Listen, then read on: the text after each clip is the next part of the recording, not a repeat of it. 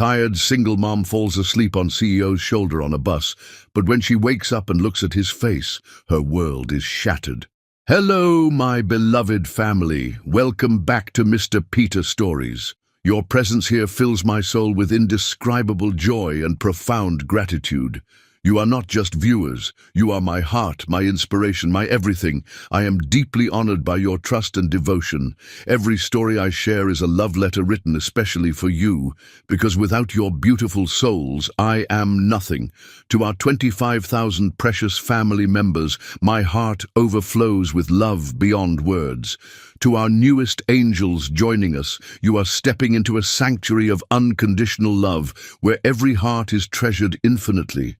May love be our compass, hope our guide, with hearts united, walking side by side. In every story shared, in every tear and smile, we build forever what makes life worthwhile. My dear ones, I notice some of you listen silently, and while I cherish your presence, my heart aches knowing you're there but feeling distant. Your voices are sacred to me, each comment is a precious gift that reminds me our love is real and shared.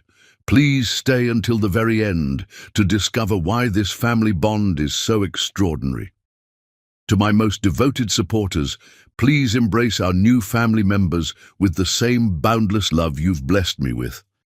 Share what this sacred home means to your heart. From my very soul, I reach out. If these stories touch the deepest parts of you, if you feel this divine connection, please don't leave me wondering. Write, I am here, and let your love flow through your words. Show me that this beautiful bond we share lives in your heart too. This is our temple of love, built on respect, understanding, and pure devotion. Each of you is a priceless treasure I hold sacred. Now, let's enter today's story, overflowing with all the love my heart possesses. The fluorescent lights of the city bus cast harsh shadows under Tamya Bako's exhausted eyes as she slumped into the worn vinyl seat. Her scrubs, once pristine white at the beginning of her 16-hour shift, now bore the telltale stains of her day, a splash of coffee from her rushed lunch, a smear of hand sanitizer that had dried chalky white, and the invisible weight of every patient she'd comforted, every family she'd consoled. At 28, exhaustion had aged her beyond her years. Her phone buzzed with a text from Mrs. Rodriguez next door. Amara is asleep. Left some empanadas. For you in the fridge. You're a good mama, Mia. Tamya's heart clenched with equal parts gratitude and guilt. Amara, her brilliant 9-year-old daughter, had probably finished her advanced calculus homework alone again, made herself dinner, and tucked herself into bed with a kiss goodnight to the framed photo on her nightstand. The only picture Tamya had kept of her and Jeff from their college days, carefully cropped so only his hands were visible, wrapped around her waist. The bus lurched forward into the Seattle drizzle, its wipers fighting a losing battle against the October rain. Through the water-streaked windows, the city lights blurred into abstract art, neon signs advertising late-night diners, the warm glow of apartment windows where families gathered for dinner, the harsh fluorescent glare of convenience stores. Serving the night shift workers like herself, only 5 other passengers remained on the 11:47 p.m. route through Capitol Hill. An elderly man clutching a grocery bag, a young woman in scrubs similar to her own, 2 teenagers sharing earbuds, and a businessman in an expensive suit who seemed out of place on public transit this late at night. The bus smelled like disinfectant and damp fabric, with undertones of coffee and the faint sweetness of someone's forgotten pastry. This was her life now, stolen moments of rest between the chaos of survival. Every day was a carefully choreographed dance. Morning shift at the clinic, afternoon tutoring sessions conducted through her laptop's cracked screen, evening catering gigs that paid well but required her to smile while serving people who spent more on wine than she made in a month. All of it for Amara, beautiful, brilliant Amara, who deserved every opportunity Tamya could provide, even if it meant sacrificing sleep, social life, and sometimes her own meals. The guilt was constant, a low-grade ache in her chest. Other mothers attended PTA meetings and soccer games. Other mothers had time to braid their daughters' hair in elaborate styles and pack Pinterest-worthy lunches. Tamya left notes in Amara's lunchbox.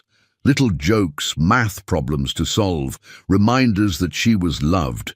But she couldn't escape the feeling that her daughter was raising herself more than Tamya was raising her. The bus swayed gently around a corner, and exhaustion pulled her under like a tide. Her head lolled to the side, seeking something, anything to rest against. In her twilight consciousness, she found warmth. A shoulder, steady and broad, that smelled faintly of cedar, and something indefinably masculine. Her subconscious mind, starved for comfort, nestled closer. A hand, gentle and careful, came to rest lightly on her hair. Safe. For the first time in years, Tamya felt utterly, completely safe. She dreamed of college, of studying under oak trees, with someone who made calculus feel like poetry, of hands that traced constellations on her skin, of a voice that whispered her name like a prayer. In her dream, she was 22 again, in love with possibility, and the future stretched before them like an endless summer. "Miss?" The voice was soft, concerned, achingly familiar.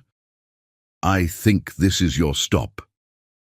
Tamya's eyes fluttered open, and, for a disorienting moment, the dream and reality blurred together. She was still nestled against a warm shoulder, still felt those careful fingers in her hair. The bus had stopped, and through the rain-streaked window she could see the familiar glow of her neighborhood corner store. "Thank you," she murmured, starting to pull away. "I'm so sorry, I didn't mean to—" The words died in her throat as she looked up. Green eyes, the exact shade of forest after rain, with flecks of gold that she'd once memorized like scripture. A face that had matured, grown sharper and more defined, but still held the same gentle strength that had made her feel like she could conquer the world. Dark hair, now professionally styled instead of carelessly tousled, but still with that stubborn cowlick at the crown that used to drive him crazy. "Jeff?" Her voice cracked on his name, barely a whisper. Jeff Wilsman sat frozen, his hand still tangled in her hair, staring at her with an expression of shock and something deeper, recognition mixed with a pain so profound it made her chest ache. "Tamya!" He breathed her name like he was afraid saying it too loudly would make her disappear. Oh God, Tamya. Time fractured. The bus around them, the other passengers, the driver impatiently clearing his throat. Everything faded except the space between them. 10 years collapsed into nothing. She was 22 and heartbroken, standing in their shared apartment, watching him pack a single suitcase with tears in his eyes. She was 22 and terrified, staring at a positive pregnancy test 2 weeks after he'd vanished without explanation. She was 22 and alone, calling a disconnected number until her phone died. She struggled to find words, her professional composure crumbling. This was Jeff. Jeff, who used to quiz her on anatomy by tracing the names of bones along her spine, who brought her coffee during finals week and stayed up all night helping her study, who promised her forever and then disappeared like smoke. But this wasn't her Jeff. This Jeff wore a suit that probably cost more than her monthly rent. This Jeff had a Rolex on the wrist that used to wear a plastic digital watch he'd bought at a gas station. This Jeff looked like he belonged in boardrooms and charity galas, not on a city bus at midnight. "The bus!" the driver called irritably. "Lady, you getting off or what?" Reality crashed back. Tamya jerked away from Jeff's touch, her face burning with humiliation. Here she was, exhausted and stained, and probably smelling like antiseptic, while he looked like he'd stepped off the cover of Forbes magazine. "Yes, sorry." She fumbled for her bag, desperate to escape before she completely fell apart. "I'm getting off." But as she stood, Jeff stood too. "Tamya, wait. Please don't." She couldn't look at him, couldn't bear to see pity in those beautiful eyes. "Just Don't. The bus doors hissed open, releasing them into the cold Seattle night. Tamya hurried down the steps, pulling her thin jacket tighter around her shoulders. Behind her, she heard Jeff's expensive shoes on the wet pavement. Tamya, please, we need to talk. She spun around, and the words that had been building for 10 years finally found their voice. Talk. Now you want to talk? Where was that desire when you packed your bags and left without a word? Where was that when I called you crying and your number was disconnected? The rain was picking up, turning the streetlight into a hazy halo above them. Jeff's perfectly styled hair was beginning to curl at the edges, and she hated that she noticed, hated that her heart still skipped at the sight. I know, he said quietly. I know how it looked, but if you'll just let me explain. Explain what? That I wasn't good enough? That your family finally convinced you that the scholarship girl from the wrong side of town wasn't worth your time? Tears mixed with rain on her cheeks. I got the message, Jeff, loud and clear. Pain flashed across his features. That's not God, Tamya. It was never about that. You have to know it was never about that. A car splashed through a puddle nearby, sending up a spray of dirty water. Tamya stepped back, but Jeff moved closer, instinctively shielding her from the spray. The gesture was so automatic, so caring, that it broke something inside her chest. Then what? She whispered. What was it about? For a moment he looked like he might tell her. His mouth opened, then closed. She could see him struggling with something. The same expression he used to get when wrestling with impossible physics problems. It's complicated, he finally said. Complicated. She laughed bitterly. That's what you're going with? After 10 years, complicated? Tamya. Her phone rang, cutting through the tension. Mrs. Rodriguez's number flashed on the cracked screen. Tamya, I'm sorry to call so late, but Amara woke up. She's asking for you. She had another nightmare about the math competition. Amara, her daughter, her brilliant, sensitive daughter who inherited her father's green eyes and his gift for numbers, and who had no idea that the man she'd been dreaming about meeting her whole life was standing 3 feet away. I'll be right there, Tamya said, ending the call. She looked up at Jeff and for a moment let herself really see him. The boy she'd loved was still there, underneath the expensive clothes and the successful veneer. Still there, in the way he held himself slightly hunched against the rain, in the way his eyes never left her face, in the way his hands twitched like he wanted to reach for her. I have to go, she said softly. My daughter needs me. Something flickered in Jeff's expression. Surprise, followed by something that looked almost like pain. You have a daughter. It wasn't a question, but she nodded anyway. Amara, she's 9. The math was simple. Even Jeff, brilliant as he was, would figure it out eventually. Tamya saw the exact moment understanding dawned in his eyes, followed immediately by shock.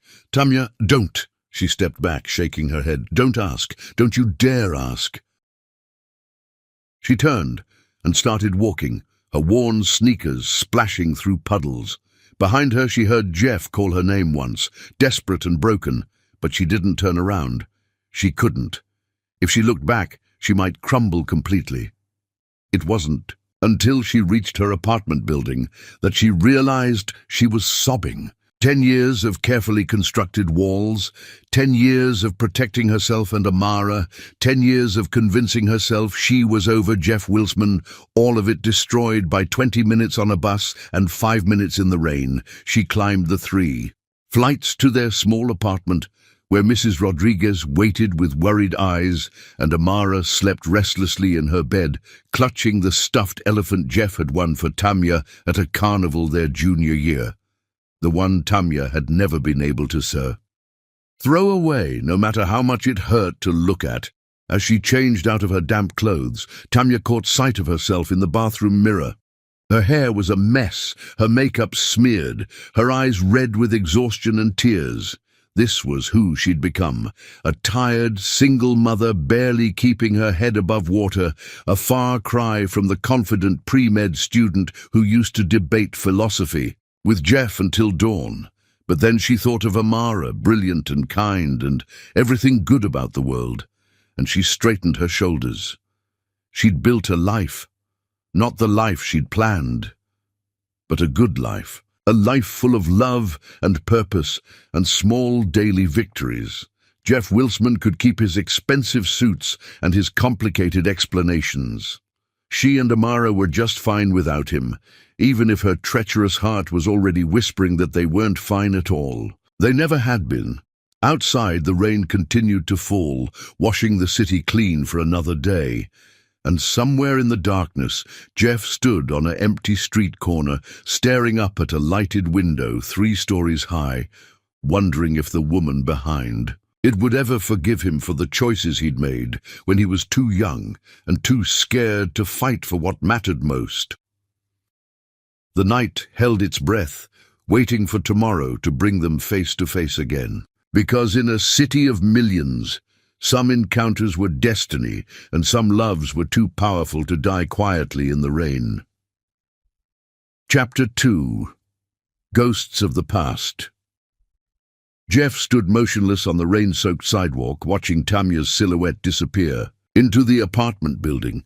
The streetlight caught the last glimpse of her dark hair before the heavy door swung shut, leaving him alone with the sound of rain and the weight of 10 years' worth of regret.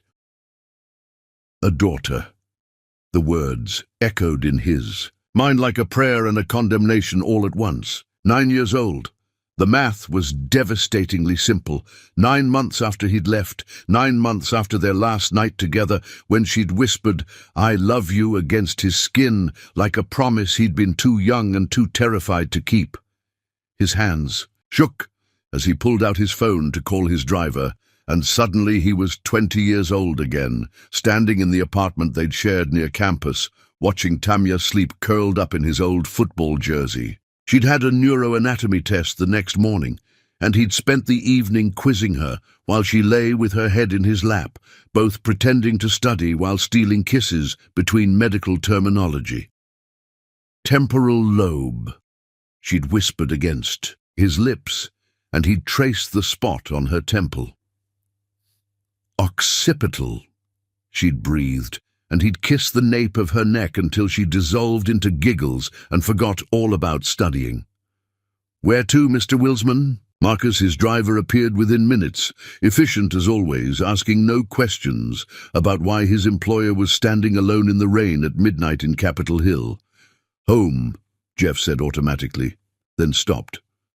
Home was a penthouse apartment, overlooking Elliott Bay, all glass and steel and empty spaces. Home used to be a cramped studio with water stains on the ceiling and a radiator that clanged all night, where Tamya would make coffee in a machine that only worked if you hit it just right, and where they dreamed about their future over ramen, noodles, and shared physics textbooks.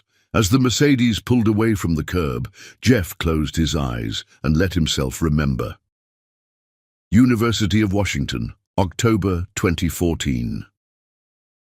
"You're going to fail organic chemistry if you keep staring at that girl instead of your periodic table." Jeff looked up to find his roommate Danny grinning at him. Through the window, he could see Tamya Bacco sitting under the oak tree in the quad, surrounded by medical textbooks, her hair catching the afternoon sunlight. "I'm not staring," Jeff protested, but his eyes drifted back to her. She was beautiful in a way that made his chest ache. Not magazine beautiful, but real beautiful. Smart beautiful. "Just go talk to her," Danny said. "She's pre-med," Jeff said. "She's brilliant. She probably thinks I'm just another rich kid, coasting on Daddy's money. So prove her wrong," Danny said. "You're not exactly stupid, Wilsman." Jeff was walking toward her before he could talk himself out of it. "Mind if I sit?" he asked when he reached her tree. "I promise I'm not a creepy stalker. I'm Jeff. We're in Thompson's physics seminar together." She studied him for a moment, then nodded. "Tamya, and I know who you are. You're the one who asked Professor Thompson if quantum mechanics could theoretically allow for time travel." Jeff felt his cheeks heat. "You remember that?" It was a good question. Most people in that class are just trying to get through requirements. You actually seem interested in the impossible. The impossible is just the possible waiting for someone smart enough to figure it out, he said, then immediately felt pretentious. But Tamya laughed, a real laugh, bright and surprised. No, I like that. Although if we're talking about impossible things, try memorizing every bone in the human body while working 20 hours a week just to afford textbooks. What if I helped? He offered. Physics and physiology have more in common than you'd think. She tilted her head, considering. You do that. Help me study. I'd like to, he said honestly. They studied together until the sun set, her head eventually finding its way to his shoulder. That was the beginning, the moment when his life divided into before Tamya and everything that came after. The U. Mercedes hit a pothole, jolting Jeff back to the present. Through the rain-streaked window, he could see downtown Seattle approaching, each illuminated window representing lives he'd never understand, struggles he'd never face. Except now he did. Understand, didn't he? Now he knew what it meant to carry someone's absence, like a physical ache. His phone buzzed, with a text from his assistant about an early meeting, but Jeff deleted it without responding. For 10 years, work had been his salvation. But tonight, sitting in a car that cost more than most people's annual salary, heading toward an empty apartment, Jeff felt the weight of every day he'd missed. Marcus, he said suddenly, turn around. Sir, take me back to Capitol Hill, to the apartment building where you picked me up. When they reached Tamya's building, Jeff sat in the car, staring up at the lighted window on the 3rd floor. Then he pulled out his phone and called his lawyer. Richard, it's Jeff Wilsman. I need you to pull every record you can find on Tamya Bacco, and I need it by morning. He'd lost her once, because he was too young and scared to fight. He wouldn't make the same mistake again. The rain continued to fall as Jeff sat vigil outside. Her window, keeping watch over the family he'd never known he had, and planning how to win back the only woman he'd ever loved. Chapter 3. The Weight of Unspoken Words. The Seattle Community Health Clinic smelled like disinfectant and hope in equal measure. Jeff stood in the parking lot at 7:30 a.m., watching through the rain-spotted windows as nurses and doctors prepared for another day of serving the city's most vulnerable population. He'd been there for 20 minutes, working up the courage to walk through those doors. His research had been thorough. Richard had compiled a comprehensive file by dawn. Tamya worked here 4 days a week, made $48,000 annually, lived in a rent-controlled apartment, and had never missed a single day of work in 3 years. She'd earned her nursing degree through night school while raising Amara, graduating summa cum laude at 26. She volunteered at the Children's Hospital on weekends, taught CPR classes at the community center, and somehow still found time to tutor pre-med students online. Reading her life, laid out in clinical facts, had made Jeff's chest ache with a mixture of pride and devastating regret. This was the woman who dreamed of becoming a trauma surgeon, who used to stay up all night in the hospital library, absorbing medical journals like they were love letters. She'd been accepted to Johns Hopkins Medical School with a full scholarship that would have changed everything until he'd destroyed her life by leaving. The file hadn't mentioned what happened to that scholarship, but Jeff could guess. Pregnant, alone and abandoned by the father of her child, Tamya had been forced to choose between her dreams and survival. She'd chosen to be a mother, and it had cost her everything she'd worked for. Sir, you've been standing out here for a while. Are you okay? Jeff turned to find a security guard approaching, his expression kind but concerned. I'm fine, he said quickly.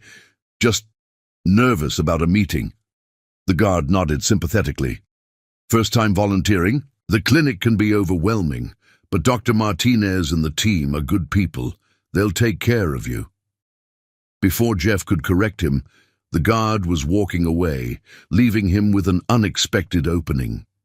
If they thought he was a volunteer, maybe he could get inside without causing a scene.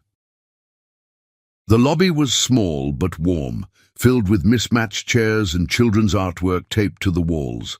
A handwritten sign read, "Welcome, bienvenidos, dobro požalovat, enequane da hena matahe," in cheerful colors. Behind the reception desk, a woman with kind eyes and graying hair looked up as he approached. "You must be the new volunteer from the Wilsman Foundation," she said with a smile. "I'm Rosa. Tanya mentioned you'd be coming by to observe our programs." Jeff's heart stopped. Tanya mentioned me? Oh, yes. She was so excited when she heard the foundation was finally sending someone to see our work firsthand. "We've been hoping for increased funding for our prenatal program." Rosa's smile faltered slightly. "Although I have to say, you're much younger than we expected." Jeff realized what had happened. His foundation, the one he'd started quietly 3 years ago using his personal fortune rather than family money, funded dozens of community clinics. Tanya had no idea he was behind it, that every medical supply delivery, every equipment upgrade, every scholarship for nursing students came from his desperate need to somehow support the work she was doing. "I'm looking forward to learning about your programs," he managed. "Wonderful. Let me get Tanya. She's our best nurse, probably knows more about community medicine than half the doctors in this city." "Tanya?" Jeff's breath caught as Tanya emerged from a back room, wearing scrubs that had seen better days, but couldn't dim her natural grace. She was laughing at something a colleague had said, her face bright and animated, and for a moment she looked exactly like the girl he'd fallen in love with in college. Then she saw him. The laughter died on her lips. Color drained from her cheeks. She gripped the doorframe so tightly her knuckles went white. "What are you doing here?" she whispered. Rosa looked between them, confusion creasing her brow. "You two know each other?" Tanya struggled for words. "We went to college together." "What a coincidence," Rosa beamed, oblivious to the tension crackling between them. "Well, I'll let you catch up while you show him around." "Mr. Wilsman," Jeff said quietly, his eyes never leaving Tanya's face. "Jeff Wilsman." Rosa's expression changed instantly. "Wilsman, as in the Wilsman Foundation." The lobby seemed to hold its breath. Other staff members had gathered, drawn by the whispered conversation. Jeff could see the moment understanding dawned on their faces. This was their biggest benefactor, the anonymous donor who'd kept their doors open through budget cuts and funding shortages. But Tanya looked like she'd been slapped. "You," she breathed. "It was you. All this time, the foundation, the donations, it was you." Tanya. "No." She backed away from him, shaking her head. "No, you don't get to do this. You don't get to come here, to my work, to the place where I've built my life, and pretend you're some kind of savior." "I'm not pretending anything," Jeff said desperately. "I just wanted to help." "Help?"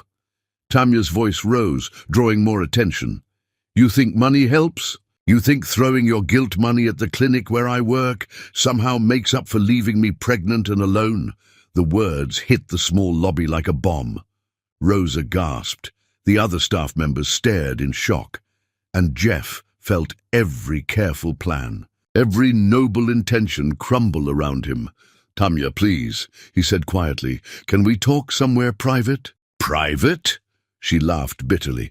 "Like the private conversation we should have had 10 years ago? Like the private goodbye you never bothered to give me?" Dr. Martinez, a small woman with steel-gray hair and commanding presence, appeared from the back office. "What's going on here?"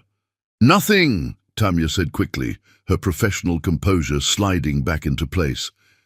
"Just a misunderstanding." But Dr. Martinez's sharp eyes missed nothing. She looked at Jeff, then at Tanya, then back at Jeff. "Mr. Wilsman, perhaps we should discuss your visit in my office." Actually, Jeff said, I think I should go. He turned toward the door, but Tamya's voice stopped him. Wait. She stood frozen, in the middle of the lobby, her colleagues watching with undisguised curiosity, her life and her past colliding in the most public way possible. When she spoke again, her voice was barely controlled. Rosa, could you tell Dr. Martinez I'll be taking my break early? Mr. Wilsman and I need to have a conversation. She walked past him toward the exit, not waiting to see if he'd follow. Jeff caught Rosa's worried expression as he moved to follow Tamya outside. The small courtyard was enclosed by high brick walls covered in climbing ivy, creating an intimate space that felt removed from the chaos of the street. A few scattered picnic tables and mismatched chairs suggested this was where staff took their breaks on better days, but now the metal furniture was slick with rain, and the air carried the scent of wet concrete and autumn leaves. Tamya's heart hammered against her ribs as she tried to process what had just happened. Jeff, had been funding her workplace for 3 years. Every piece of new equipment she'd gratefully accepted, every supply shipment that had arrived just when they needed it most, every small miracle that had kept the clinic running. It had all been him. The realization felt like a betrayal and a gift wrapped together, impossible to untangle. 3 years, she repeated, her voice barely above a whisper. The words hung in the air between them like an accusation and a prayer. 3 years, Tamya said without turning around. The Wilsman Foundation has been supporting this clinic for 3 years. How long have you known I worked here? 3 years, Jeff admitted. She spun to face him, her eyes blazing. 3 years you've been watching me.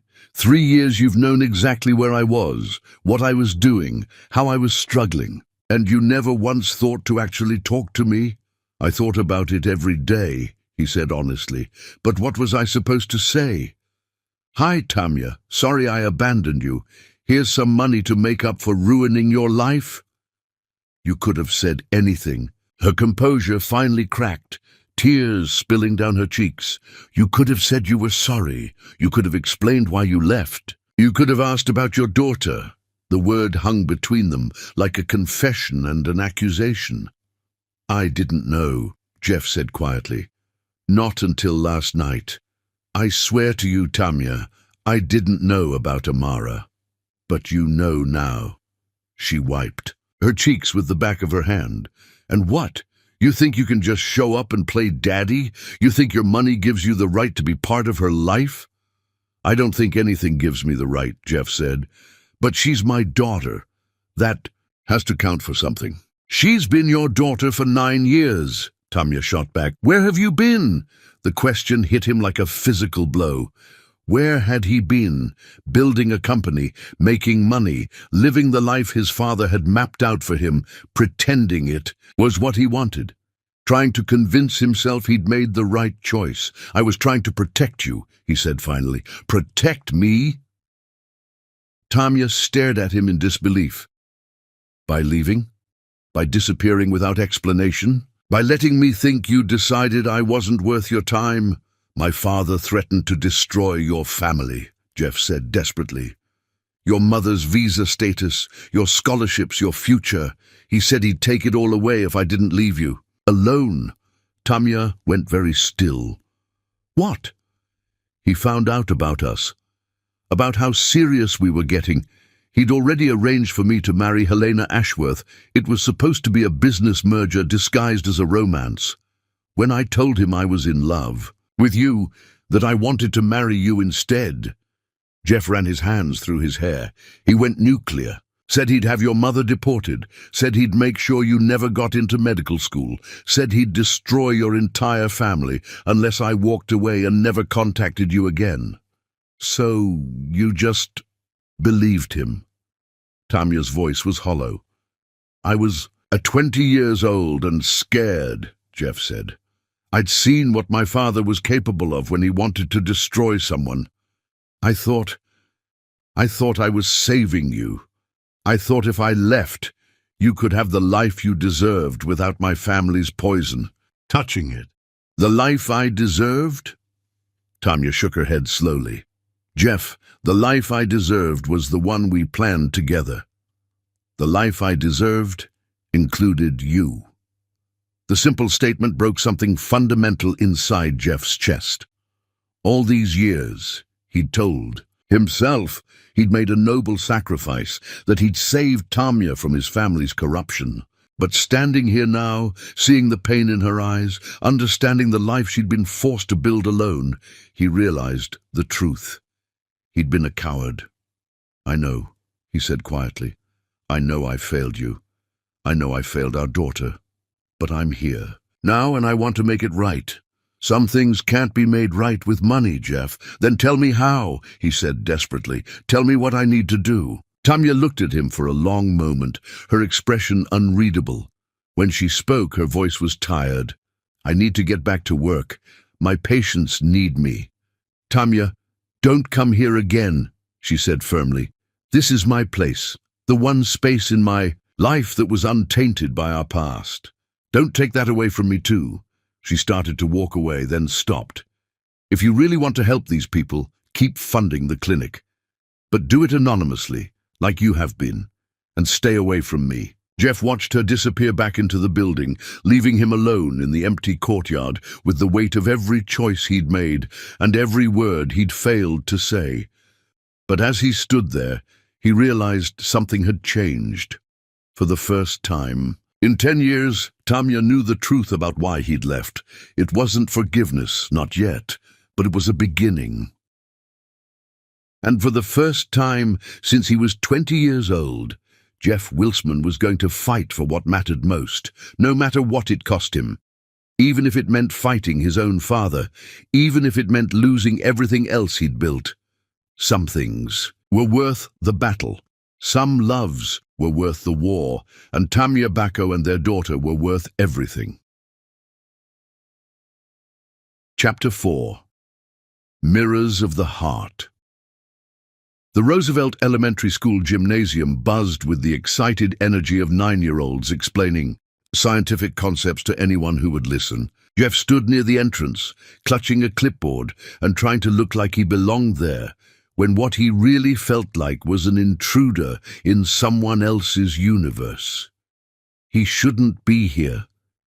Tanya had made that crystal clear 3 days ago at the clinic, but when his assistant had mentioned that the elementary school science fair needed additional judges and had specifically requested someone from the tech industry, Jeff couldn't resist. He told himself it was about supporting education, about giving back to the community. He didn't tell himself it was about the desperate hope that he might catch a glimpse of his daughter. Mr. Wilsman, thank you so much for volunteering. A woman with a warm smile and a badge reading Mrs. Chen Principal approached him. We're honored to have someone of your caliber judging our fair. These kids have worked so hard, Jeff managed, a smile guilt churning in his stomach. Happy to help. Let me introduce you to our other judges, Mrs. Chen continued, leading him toward a group of adults with clipboards near the first row of projects. We have Dr. Patel from Seattle Children's Hospital, Professor Williams from UW, and Ms. Rodriguez, who teaches high school chemistry. They shook hands and exchanged pleasantries, but Jeff's attention was already wandering to the colorful displays filling the gymnasium. Volcanoes and solar systems, plant growth experiments and simple machines, the earnest creativity of children trying to understand how the world worked. Each judge takes a section, Mrs. Chen explained, consulting her clipboard. Mr. Wilsman, if you could take rows D through F, we'll reconvene in an hour to compare notes. Jeff nodded and made his way toward his assigned section, scanning the project titles as he walked. Why Do Leaves Change Color? By Marcus Thompson. The Physics of Basketball by Sarah Kim. How Magnets Work by... He stopped dead in his tracks. Single-Parent Families, Statistical Analysis and Social Impact by Amara Bacco, his daughter. His brilliant, unknown daughter had chosen to study the very situation he'd created by abandoning her. The irony was devastating. Jeff approached the display with the careful movements of someone approaching a wild animal. The project board was meticulously organized with hand-drawn charts and graphs that demonstrated sophistication far beyond elementary school level. But it was the photo in the center that made his breath catch. A school picture of a girl with his green eyes and Tamya's determined expression. Her dark hair pulled back in neat braids, wearing a smile that was both confident and slightly shy. She was beautiful, perfect, undeniably his. Are you here to judge my project? Jeff spun around and found himself face to face with Amara Bacco for the first time in his life. Up close, the resemblance was even more striking. She had his stubborn chin and the exact shade of green eyes that had gotten him into trouble in every photo his mother had ever taken. But there was something else in her expression, a keen intelligence and quiet strength that was purely Tamya. Jeff cleared his throat, trying to find his voice. Yes, I'm one of the judges. This is your project? Uh-huh. Amara straightened proudly. I'm Amara. I've been working on it for 2 months. 2 months, Jeff repeated, still staring at her. His daughter. This brilliant, articulate little person was his daughter. That's very impressive. Why did you choose this topic? Amara's expression grew serious. Well, I live with just my mom, and I wanted to understand if that was normal or weird. I interviewed 23 kids in my grade, and it turns out that 12 of them live in single-parent homes too. But then I wanted to know why, and what the statistics looked like for the whole country. She pointed to her charts with the confidence of a seasoned researcher. See, 23% of children under 18 live with only one parent, and 84% of single-parent households are headed by mothers. The main reasons are divorce, death of a parent, or, she paused, consulting her notes, parents who were never married. The clinical way she discussed her own situation made Jeff's heart ache. This was his fault. His brilliant daughter growing up analyzing her own family structure like a research project because she didn't understand why her father wasn't there. What conclusions did you draw? He asked carefully. Well, my hypothesis was that kids from single-parent families would perform worse in school, Amara said, but actually that's not always true. It depends more on socioeconomic factors and parental involvement.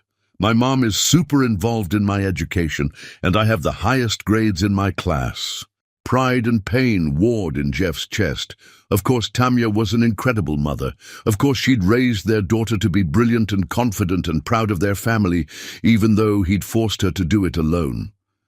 That's a very sophisticated analysis, Jeff said honestly.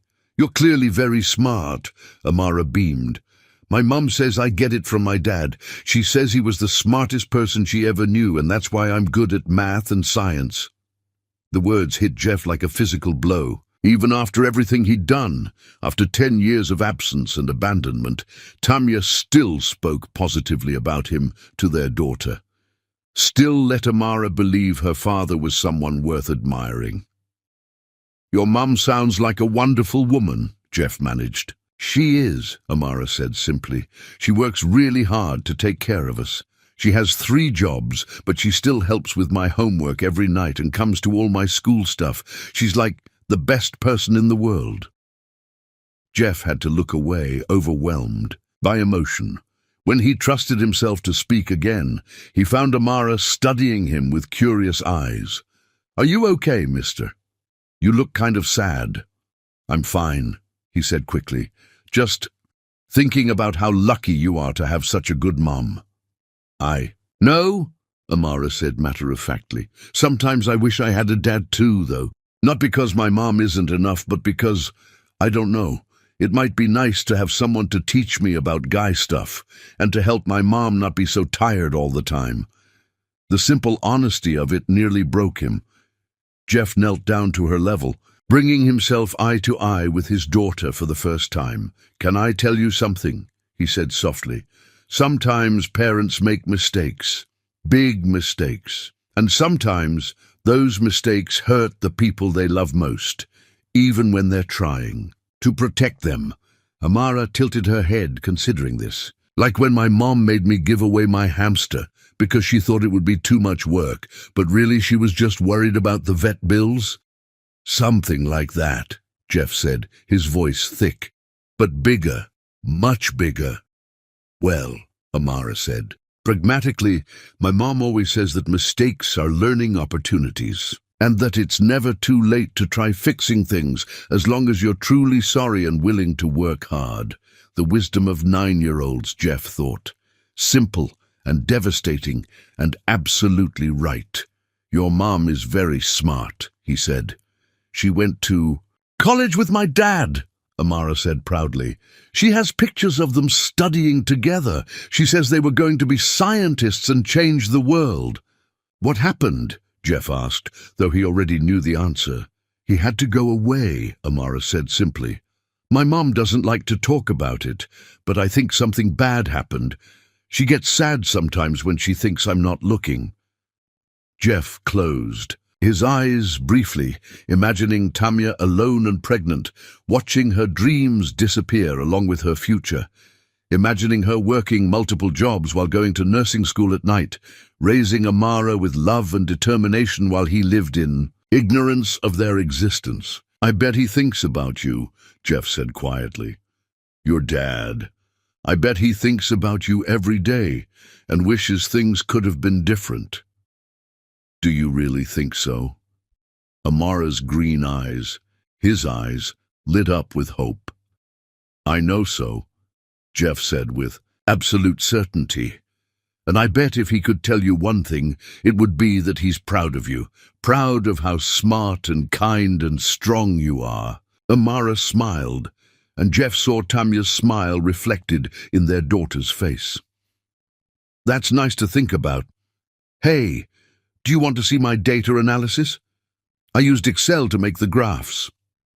For the next 20 minutes, Jeff listened to his daughter explain statistical correlation and causation with the enthusiasm of someone half her age and the intelligence of someone twice her age. She was remarkable, curious and confident and completely unaware that she was having the most important conversation of her father's life. Amara! A familiar voice called from across the gymnasium.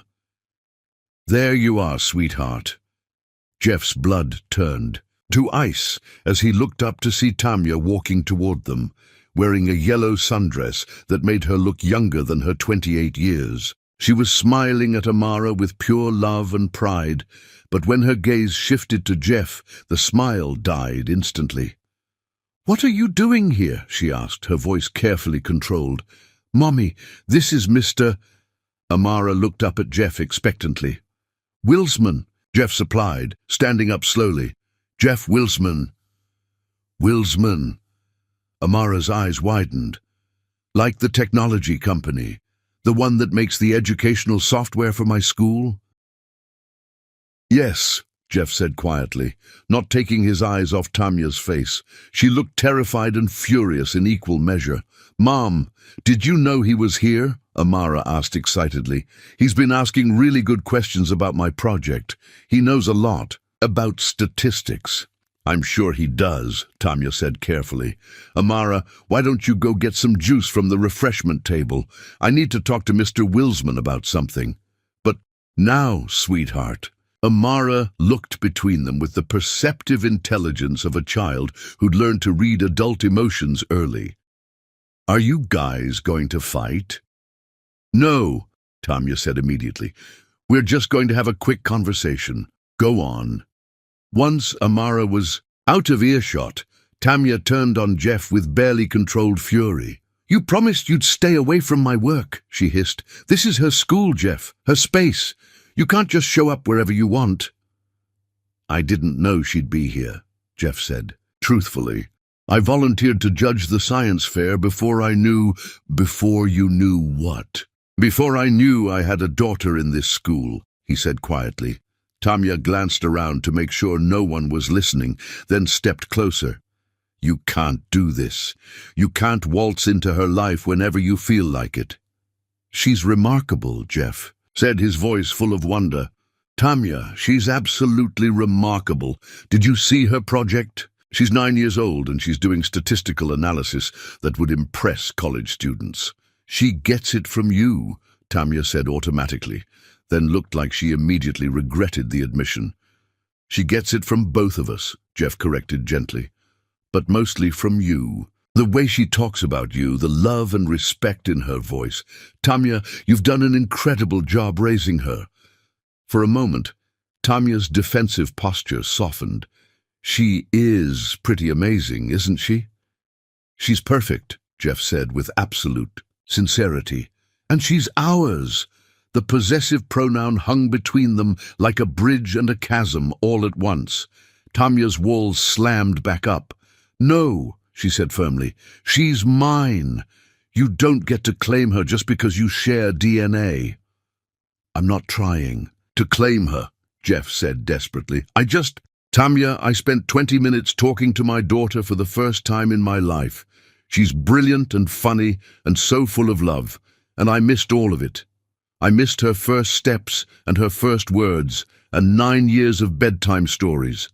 I can't get that back, but maybe I don't have to miss everything else. Across the gymnasium, Amara was chatting with another child near the refreshment table, but her eyes kept drifting back to where her mother stood talking to the nice judge, who'd been so interested in her project. She asks about you, Tamya said quietly, following his gaze. Not often, but sometimes, usually at night when she's supposed to be sleeping. She wants to know if you're smart like her, if you have green eyes like her, if you would be proud of her science projects. What do you tell her? I tell her the truth, Tamya said simply, that you're the smartest person I ever knew, that she has your eyes and your mind and your stubborn chin, and that wherever you are, you would be incredibly proud of the person she's becoming. The generosity of it, after everything he'd done, left Jeff speechless. But Jeff, Tamya continued, her voice growing firm again, I also tell her that some people aren't meant to be parents, that sometimes love isn't enough to make someone stay. The words were meant to hurt, and they did. But underneath the pain, Jeff heard something else, a challenge. Prove me wrong, her eyes seemed to say. Prove that you're not the man who runs when things get difficult. Mommy! Amara bounded back over to them, holding a cup of apple juice and a chocolate chip cookie. Mrs. Chen says they're about to announce the winners. Do you think I have a chance? I think you're going to win first place, Jeff said before Tamya could answer. Your project is the most impressive thing I've seen today. Amara beamed at him, then looked at her mother. Can Mr. Wilsman sit with us for the announcements? Please. He's been so nice and he really understands statistical analysis. Tamya looked trapped. Around them, families were gathering on the bleachers and saying no would require an explanation that Amara wasn't ready to hear. Of course, Tamya said finally. Mr. Wilsman is welcome to join us. As they found seats on the bleachers, Amara, chattering excitedly between them about her project and her hopes for the competition, Jeff felt something he hadn't experienced in 10 years. The possibility of belonging somewhere, of being part of something real and meaningful and good. When they announced that Amara Bacco had won first place in the 4th grade division, Jeff cheered louder than anyone else in the gymnasium. And when Amara threw her arms around first her mother and then impulsively around him, Jeff felt his heart crack open with a love so fierce and immediate it took his breath away. This was his daughter. His brilliant, beautiful, remarkable daughter, and somehow, some way, he was going to find a way to be the father she deserved, even if it meant fighting the entire world to prove he'd changed, even if it meant proving it to himself first. As Amara posed for pictures with her blue ribbon, chattering about showing it to her teachers and her neighbor Mrs. Rodriguez, Jeff caught Tamya watching him with an unreadable expression. Thank you, he said quietly, for letting me stay. For this. Don't thank me yet, she replied.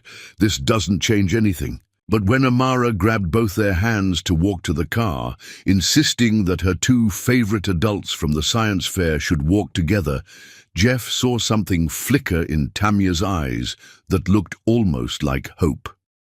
And for the first time in 10 years, Jeff Wilsman dared to believe that maybe, just maybe, some mistakes could be forgiven. Some families could be rebuilt. Some love could find its way home. Chapter 5. When the past refuses to stay buried. The private investigator's office smelled like coffee and broken dreams. Jeff sat across from Marcus Webb, a former Seattle police detective who had just delivered a manila folder that felt heavier than anything Jeff had ever held. "You sure you want to see this?" Marcus asked gently. Jeff's hands trembled as he opened the folder. Inside were phone records, hospital documents, legal papers and photographs. 10 years of evidence that painted a devastating picture. The first document was a hospital record from November 15, 2014. Patient Tamia Bacco. Reason for visit: pregnancy. Confirmation: listed emergency contact, Jeff Wilsman, boyfriend, phone number 206-555-0147, his old number, the one disconnected the day he left Seattle. "She tried to call you 37 times in the 2 weeks after you left," Marcus said quietly. Jeff stared at the call log, each timestamp a dagger through his heart. November 1st, 11:47 p.m., 13 minutes long, which meant she'd listened to the entire disconnected message, probably hoping it was a mistake. November 3rd, 2:15 a.m., 30 seconds, a desperate middle-of-the-night attempt. November 8th, 6:30 p.m., 45 minutes, which could only mean she'd called over and over. Hanging up and trying again. "There's more," Marcus said, his voice heavy with sympathy. The next document was a certified letter sent to Jeff's family estate in Bellevue. Return receipt requested, signed for by Harold Wilsman, Jeff's father. The date stamp showed it had been delivered 3 weeks after Jeff left for Boston. With shaking hands, Jeff opened the letter. It was written in Tamia's careful handwriting, the same script that used to leave love notes in his textbooks. "Jeff, I don't understand why you left or why your phone is disconnected, but I need you to know something important. I'm pregnant. We're going to have a baby. I know this is scary. It terrifies me too. But remember when we used to talk about our future? About the little house we'd buy someday, with a garden for the kids to play in? Maybe this is happening sooner than we planned, but it could still be beautiful. I love you. I love us. I love this tiny person we made together. Please come home. Please call me. Please don't leave me to do this alone. I'll wait for you. I'll wait as long as it takes. Forever yours, Tamia." The letter was dated November 10th, 2014. Jeff had been in Boston for 2 weeks by then, throwing himself into his father's company with the desperate determination of someone trying to forget his own heart. He'd never seen this letter, never knew she was pregnant, never knew she was waiting for him, but his father had known. "There are more letters," Marcus said gently. 7 in total, spanning 6 months. All delivered to your family's address. All signed for by your father. Jeff's vision blurred as he read through them. The letters showed Tamia's journey from hope to desperation to heartbreak, mentioning morning sickness, her mother's tears, having to drop out of school, and finally, heartbreaking acceptance that he wasn't coming back. By the 5th letter, dated March, her tone had shifted.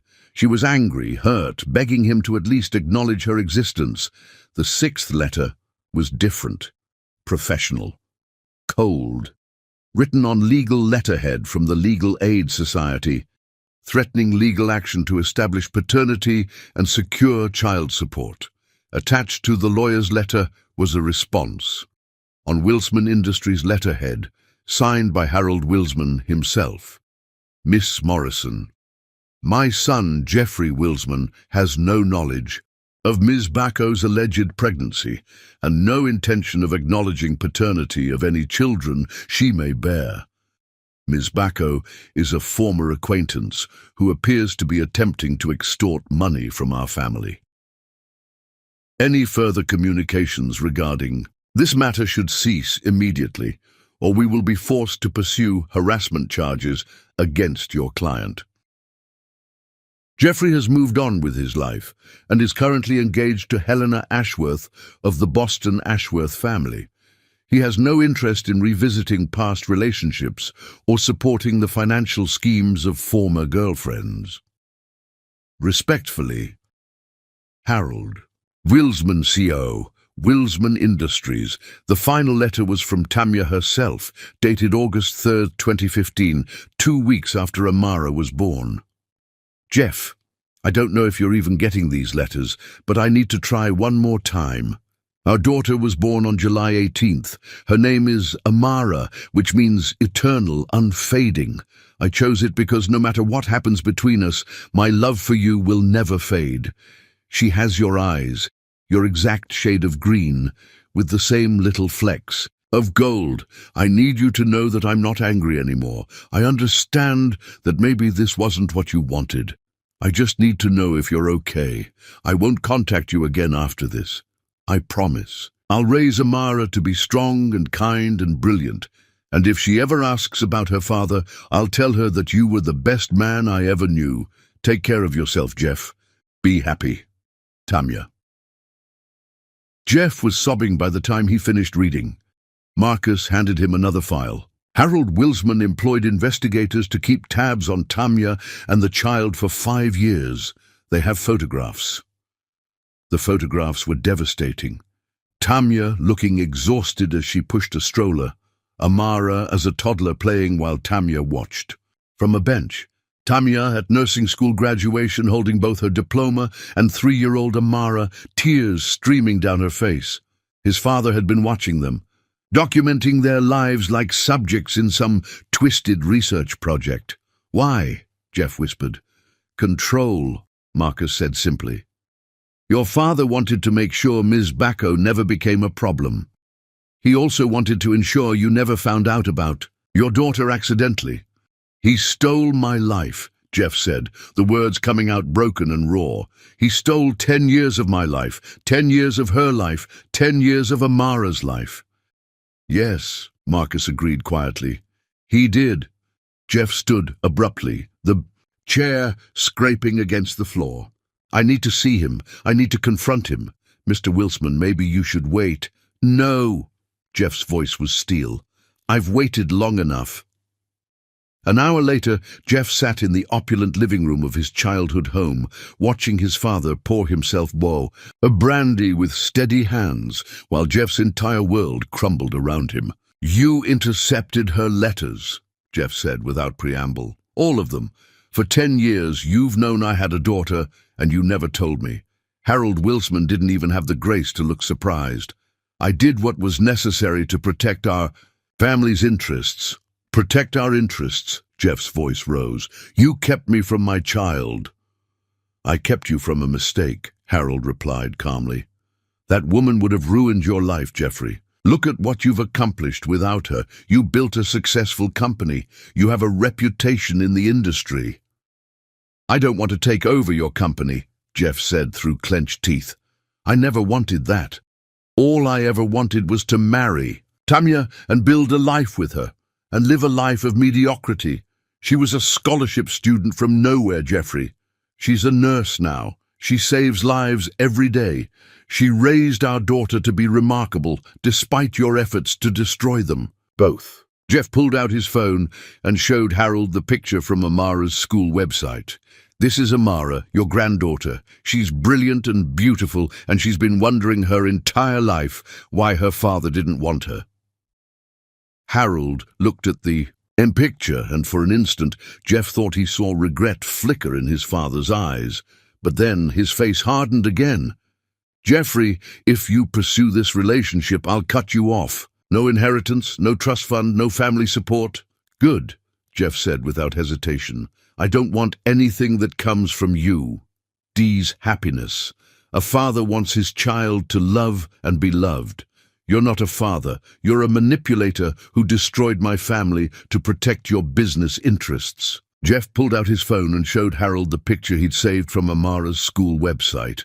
Their daughter, holding her blue ribbon, beaming with pride. "This is Amara," he said softly. "Your granddaughter. She's brilliant and beautiful, and she's been wondering her entire life why her father didn't want her. And it's because of you, because you decided your money was more important than her right to have a father." Harold looked at the picture for a long moment, and for an instant Jeff thought he saw something flicker in his father's eyes, regret maybe, or recognition of what he'd destroyed. But then Harold's face hardened again. "Jeffrey, if you pursue this relationship with that woman and her child, I'll cut you off. No inheritance, no trust fund, no family support. You'll have nothing." "Good," Jeff said without hesitation. "I don't want anything that comes from you. I'm resigning from the company, effective immediately. I'm going to spend the rest of my life trying to earn forgiveness from the family you kept me from, and trying to be the father Amara deserves." "You'll regret this," Harold called as Jeff headed for the door. "That woman will take everything from you, just like I warned you she would." Jeff stopped and turned back to his father one last time. "She already gave me everything," he said quietly. "She gave me the best parts of myself, and she gave me a daughter who's worth more than your entire fortune. I'm the one who took everything from her." As Jeff walked out of his childhood home for the last time, he felt something he hadn't experienced in 10 years, freedom. The weight of his father's expectations, his family's legacy, his inherited guilt, all of it fell away, leaving him with one crystal-clear purpose. He was going to spend the rest of his life making up for lost time. He was going to prove to Tamia that he wasn't the same scared 20-year-old who'd let his father dictate his choices. And he was going to show Amara that sometimes when someone really loves you, they fight for you, even if they have to fight. The entire world to do it, the man she and Amara deserved. Chapter 6. The Courage to Begin Again. The first time Jeff appeared at Roosevelt Elementary to volunteer for playground duty, Tamia assumed it was coincidence. The second time, she suspected ulterior motives. By the fourth time, she realized he wasn't going anywhere. "Mrs. Bacco, could you tell Mr. Wilsman that recess supervisors need to actually supervise instead of standing by the fence looking lost?" Mrs. Chen had cornered Tamia after school, exasperation clear in her voice. Tamia sighed, watching through the window as Jeff stood awkwardly near the playground equipment, wearing jeans and a polo shirt that probably cost more than her monthly grocery budget, clearly having no idea how to interact with a swarm of energetic 9-year-olds.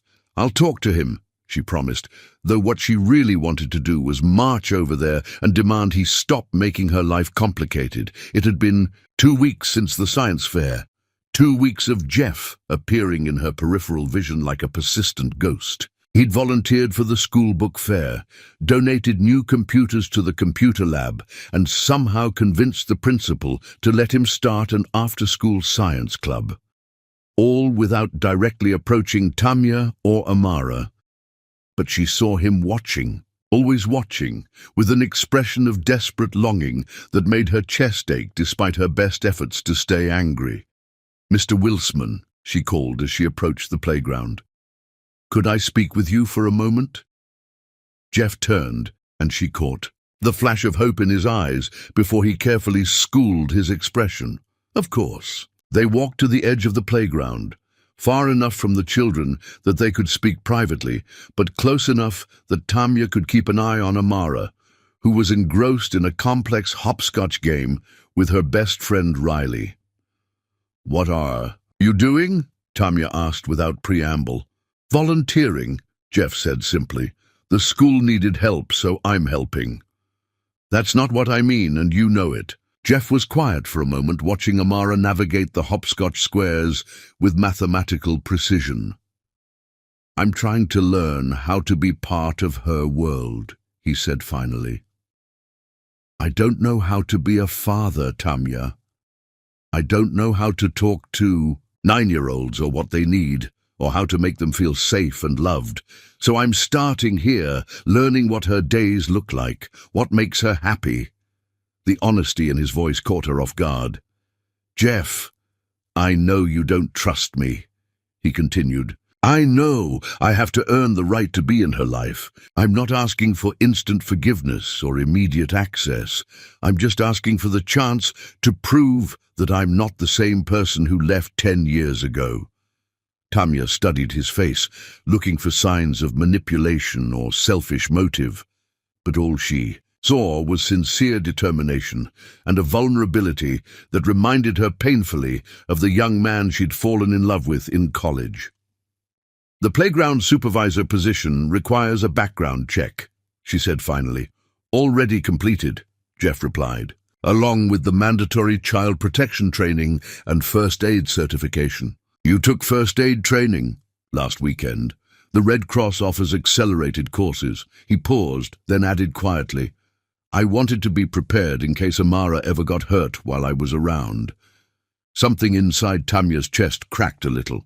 She'd been the one to take first aid courses when Amara was a toddler, driven by the paralyzing fear of being the only adult responsible for keeping her daughter safe. The idea that Jeff was thinking the same way, preparing for scenarios that might never happen, spoke to a level of genuine care she hadn't expected. Mrs. Bacco? A small voice interrupted her thoughts. Tommy pushed me off the monkey bars, and now my knee hurts. Tanya knelt down to examine 6-year-old Sarah's scraped knee, automatically reaching for the first aid kit she always carried. But before she could clean the wound, Jeff was crouching beside them, his voice gentle and reassuring. Hey there, Sarah. That looks like it stings. Can I take a look? Sarah nodded, tears threatening but holding them back with the stoic determination of a child trying to be brave. Jeff examined the scrape with careful hands, his touch light and professional. Well, the good news is it's not too deep, he told Sarah seriously. The bad news is it's definitely going to need some special treatment. Are you brave enough for superhero band-aids? Sarah's eyes widened. You have superhero band-aids? Jeff reached into his pocket and pulled out a small first aid kit. Apparently he'd come prepared. I have Wonder Woman, Superman, and Spider-Man. Which one do you think will help your knee heal fastest? Wonder Woman, Sarah decided immediately. She's the strongest. As Jeff carefully cleaned and bandaged Sarah's knee, explaining each step in terms a 6-year-old could understand, Tanya found herself remembering why she'd fallen in love with him in the first place. He'd always been good with people, patient and kind, with an ability to make anyone feel heard and valued. There, Jeff said, smoothing the Wonder Woman band-aid into place. Now you have super healing powers, but you should probably take it. Easy on the monkey bars for a few days, okay? Sarah nodded solemnly, then threw her arms around Jeff's neck in an impulsive hug. Thank you, Mr. Jeff. After Sarah skipped back to her friends, proudly displaying her superhero band-aid, Tanya and Jeff stood in silence for a moment. You're good with her, Tanya said quietly. Kids are honest, Jeff replied. They say what they mean and they mean what they say.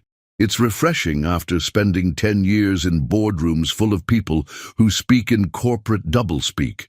Is that really why you're here? To learn how to connect with children? Jeff turned to look at her, and she saw something raw and unguarded in his expression. I'm here because I lost 10 years with my daughter, and I can't bear the thought of losing another day. I'm here because I want to understand her world, her friends, what makes her laugh and what challenges her. I'm here because being near her, even from a distance, makes me feel more like myself than I have in a decade. The simple honesty of it took Tanya's breath away. Before she could respond, Amara came running over, her face flushed with excitement. Mom! Mr. Wilsman, did you see my hopscotch tournament? I won 3 games in a row. I saw, Jeff said, his whole face lighting up. That was incredible. The way you calculated the angles for those corner throws was brilliant. Amara beamed under his praise. Riley says hopscotch is just luck, but I told her it's actually applied physics, trajectory and force and balance. Riley's wrong, Jeff said seriously. Hopscotch is definitely applied physics. Have you ever thought about what would happen if you changed the shape of the squares or the spacing between them? No, but that would be so cool to test. Amara's eyes lit up with scientific curiosity. We could make hypotheses and everything. Amara, Tamya interrupted gently, recognizing the signs of her daughter about to launch into a complex research project. We need to get home. You have homework, and I have to prep for my weekend catering job. Okay, Amara said, but she looked disappointed to end the conversation about hopscotch physics. As they gathered Amara's backpack and headed toward the parking lot, Jeff fell into step beside them, his presence both natural and surreal. Tamya found herself hyper-aware of him. The way he automatically positioned himself between Amara and the street, the way he slowed his naturally long stride to match theirs, the way his eyes never stopped scanning their surroundings as if he was memorizing every detail. "Mom," Amara said as they reached Tamya's ancient Honda Civic, "my car door is being weird again." Tamya's heart sank. The door handle had been sticking for weeks, and she'd been putting off the repair because she couldn't afford it until her next paycheck. She tugged on the handle, jiggling it the way that sometimes worked, but today it refused to budge. "Let me try," Jeff offered, stepping forward. "It's fine," Tamya said quickly. "We'll figure it out." But Jeff was already examining the door handle, with the focused attention he'd once brought to complex physics problems. "The mechanism is just misaligned," he said after a moment. "If you have a screwdriver in your glove compartment, I can fix it in about 2 minutes." "We don't need you to fix our car," Tamya said, more sharply than she intended. The reminder of their financial struggles, especially in front of someone who could probably buy 10 cars without thinking about it, made her defensive. "I know you don't need me to," Jeff said gently, "but I'd like to help, if you'll let me." There was something in his voice, not pity or condescension, but simple kindness, that made Tamya's walls crumble just a little. She retrieved the small toolkit she kept in her trunk, and Jeff went to work on the door handle with the efficiency of someone who'd learned to fix things with his own hands. "There," he said, testing the handle. "Good as new." "How did you know how to do that?" Amara asked, clearly impressed. "I used to fix things all the time when I was younger," Jeff replied. "Cars, appliances, anything that broke. I liked figuring out how things worked." "You did?" Amara's eyes widened. "I love figuring out how things work too. Mum says I take apart everything in our apartment." "And do you put it back together?" Jeff asked with mock seriousness. "Usually," Amara said with a grin. "Sometimes it works better than before." Jeff laughed, a real laugh, warm and delighted, and Tamya felt her heart stutter. It had been so long since she'd heard him laugh like that, with pure joy, instead of the careful, measured responses she remembered from their recent encounters. "Thank you," she said quietly as Jeff closed the hood, "for fixing the door." "Thank you for letting me," he replied, and there was something deeper in his voice, as if he was thanking her for more than just the opportunity to repair a car door. As they prepared to leave, Amara suddenly turned back to Jeff. "Mr. Wilsman, are you going to be at school tomorrow for science club?" "If Mrs. Chen doesn't ban me for being a terrible playground supervisor," Jeff said with a smile.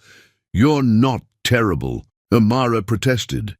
"You helped Sarah with her knee, and you knew about hopscotch physics, and you fixed our car. I think you're pretty good at supervising." The simple statement, delivered with 9-year-old sincerity, clearly affected Jeff deeply. "Thank you, Amara. That means a lot to me."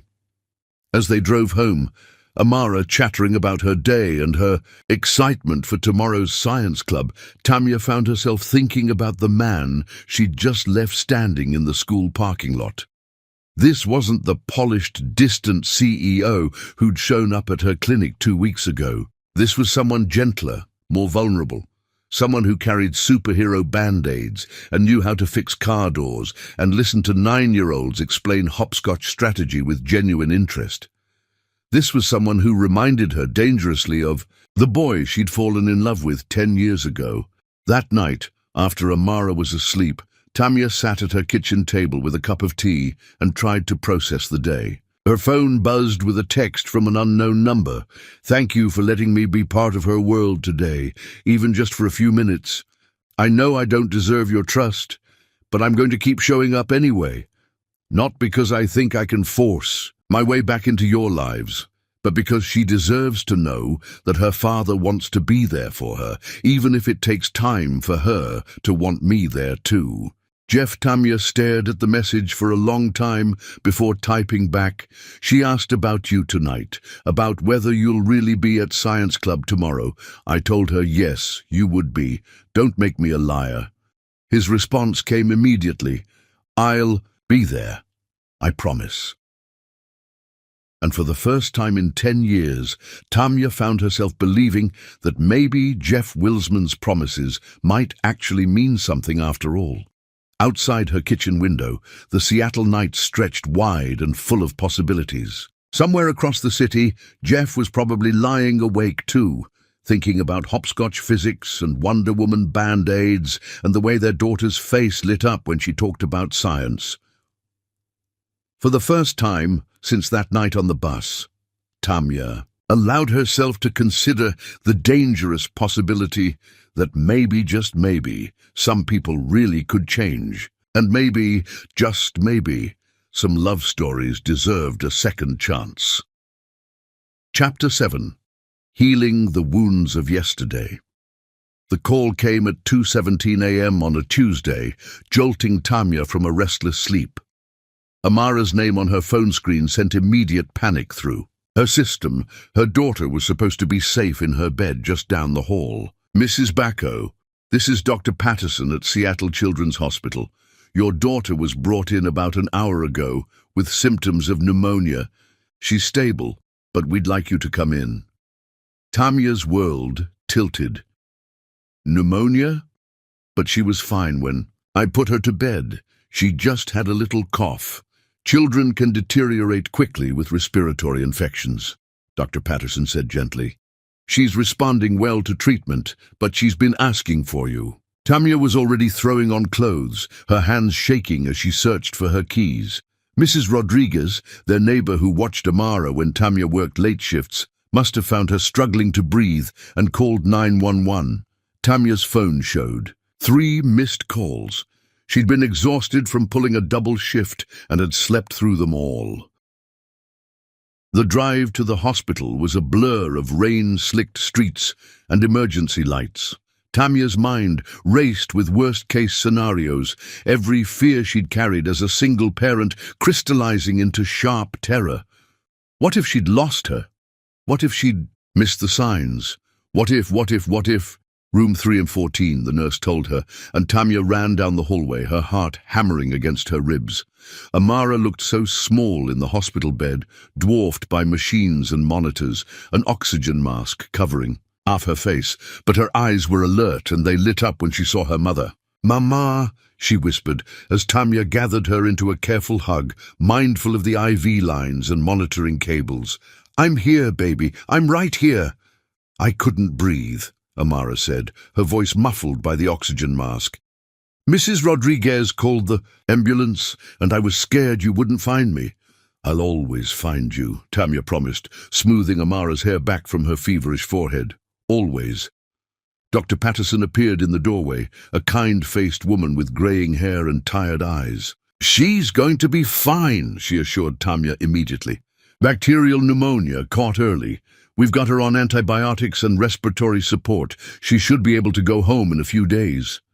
Relief flooded through Tamya so powerfully that she had to sit down. "Thank you."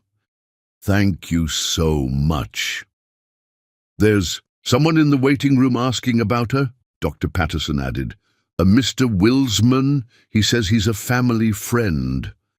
Tanya's heart stuttered. Jeff's here? He's been here for about an hour. Apparently, Mrs. Rodriguez had your emergency contact list, and his number was on it from the school volunteer forms. Tanya closed her eyes, remembering. She'd listed Jeff as an emergency contact for school activities without really thinking about it, a reflexive action because his name had felt natural next to hers on the form. Can you stay with her for a minute? Tanya asked Dr. Patterson. I need to. Of course. Tanya found Jeff in the family waiting area, pacing like a caged animal. He'd clearly dressed in a hurry, jeans, a wrinkled t-shirt, sneakers without socks. His hair was disheveled, and his eyes were red-rimmed with exhaustion and worry. How is she? He asked immediately when he saw Tanya. She's going to be okay, Tanya said, and watched Jeff's shoulders sag with relief. Bacterial pneumonia. They caught it early. Jeff sat down heavily in one of the uncomfortable plastic chairs. Mrs. Rodriguez called me around 1:30. She was crying, saying Amara couldn't breathe and the ambulance was coming, and I had to be here. You didn't have to come, Tanya said quietly, taking the seat next to him. Yes, I did. Jeff looked at her with an intensity that made her breath catch. She's my daughter, Tanya. When someone calls to tell me she's in the hospital, there's nowhere else in the world I'd rather be. The simple declaration, delivered with absolute conviction, cracked something open in Tanya's chest. This was what she'd dreamed of 10 years ago, a partner who would drop everything to be there when their child needed them, someone who understood that parenthood meant showing up, especially in the scary moments. She was asking for you, Tanya said softly. In the ambulance, Mrs. Rodriguez said she kept saying she wanted her mom and her dad. Jeff's breath hitched. She called me her dad? Not directly, but Mrs. Rodriguez said she was talking about the nice man from school who knows about science and fixes things. She wanted you there. Tears spilled down Jeff's cheeks, and he didn't bother to wipe them away. Can I see her? Together, they walked back to Amara's room. Their daughter was drowsing, the fever medication making her sleepy, but she perked up. When she saw Jeff, Mr. Jeff, she said, her voice still raspy but stronger than before. You came. Of course I came, Jeff said, moving to the other side of her bed. I heard you weren't feeling well, and I wanted to make sure you had everything you needed. The doctors are nice, Amara reported seriously. And the machines are really interesting. Did you know they can measure exactly how much oxygen is in your blood? It's like having a computer inside your body. Jeff smiled, his face still wet with tears. That is pretty amazing. Are you feeling better? A little. My chest still hurts, but not as much. And I'm not scared anymore because Mom's here, and you're here too. We're both here, Jeff confirmed, catching Tanya's eyes over their daughter's head. We're not going anywhere. Dr. Patterson reappeared to check Amara's vitals and adjust her medication. She's responding beautifully to treatment, she told them, but it's going to be a long night. You're welcome to take shifts if you'd like. The chairs convert to pull-out beds. I'm staying, Tanya said immediately. Me too, Jeff added. You don't have to, Tanya started. Try to make me leave, Jeff interrupted gently. Just try. As the night wore on, they settled into an unexpected rhythm. Tanya held Amara's hand while Jeff read to her from a book of science facts he'd somehow procured from the hospital gift shop. When Amara fell asleep, they sat in the uncomfortable chairs, speaking in whispers so they wouldn't wake her. I keep thinking about what would have happened if Mrs. Rodriguez hadn't been there, Tanya said, exhaustion making her voice raw. If she hadn't heard Amara coughing through the thin walls, if she hadn't thought to check on her, but she was there, Jeff said firmly, and Amara's okay. This time. Tanya wrapped her arms around herself. But what about next time? What if I'm working a double shift and something happens? What if there's no one to call 911? What if I fail her when she needs me most? You didn't fail her, Jeff said quietly. You gave her a neighbor who loves her enough to listen through the walls. You gave her a community of people who care about her. You gave her a mother who would move heaven and earth to keep her safe. I gave her a life where she has to depend on neighbors because her father wasn't there, Tanya said bitterly. No, Jeff said, his voice steady. You gave her a life full of love, despite the fact that her father was an idiot who let his family's money matter more than his heart. The honesty of it, the complete lack of defensiveness or excuses, caught Tanya off guard. She looked at Jeff, really looked at him, and saw not the polished CEO or the guilty ex-boyfriend, but a man who was exactly as broken and terrified as she was. I used to lie awake at night when she was little, Tanya said softly, wondering what I'd do if she got sick or hurt or scared and I was all she had. It was the loneliest feeling in the world. You weren't alone, Jeff said quietly. I mean, I know you felt alone and that's my fault, but you were never actually alone. You had Mrs. Rodriguez and your mom and all the people at the clinic who care about you. You built a family for her, Tanya. Maybe not the family we planned, but a family nonetheless. I wanted the family we planned, she whispered. God, Jeff, I wanted it so much. Tell me about it, he said. Tell me what I missed. So she did. Sitting in the dim hospital room while their daughter slept, Tanya told Jeff about pregnancy cravings for mint chocolate chip ice cream at 3 in the morning, about going to childbirth classes alone and practicing breathing exercises with a teddy bear as her partner, about the moment Amara was born and the midwife placed her on Tanya's chest, and how the first thing she noticed was that the baby had Jeff's exact shade of green eyes. She told him about Amara's first word, Mama, and her first steps, taken, at 11 months while Tanya was studying for a nursing exam. About the time 3-year-old Amara took apart their toaster to see the hot parts inside and how she'd put it back together so perfectly that it worked better than before. She started asking about you when she was 4, Tanya said. Not constantly, but sometimes. Usually when she saw other kids with their dads at the park or at school events, she'd want to know if you were smart like her, if you had green eyes like her, if you would like her science experiments. What did you tell her? The truth. That you were the smartest, kindest, most wonderful man I'd ever known. That she got her brilliant mind from you, that wherever you were, you would be incredibly proud of the person she was becoming.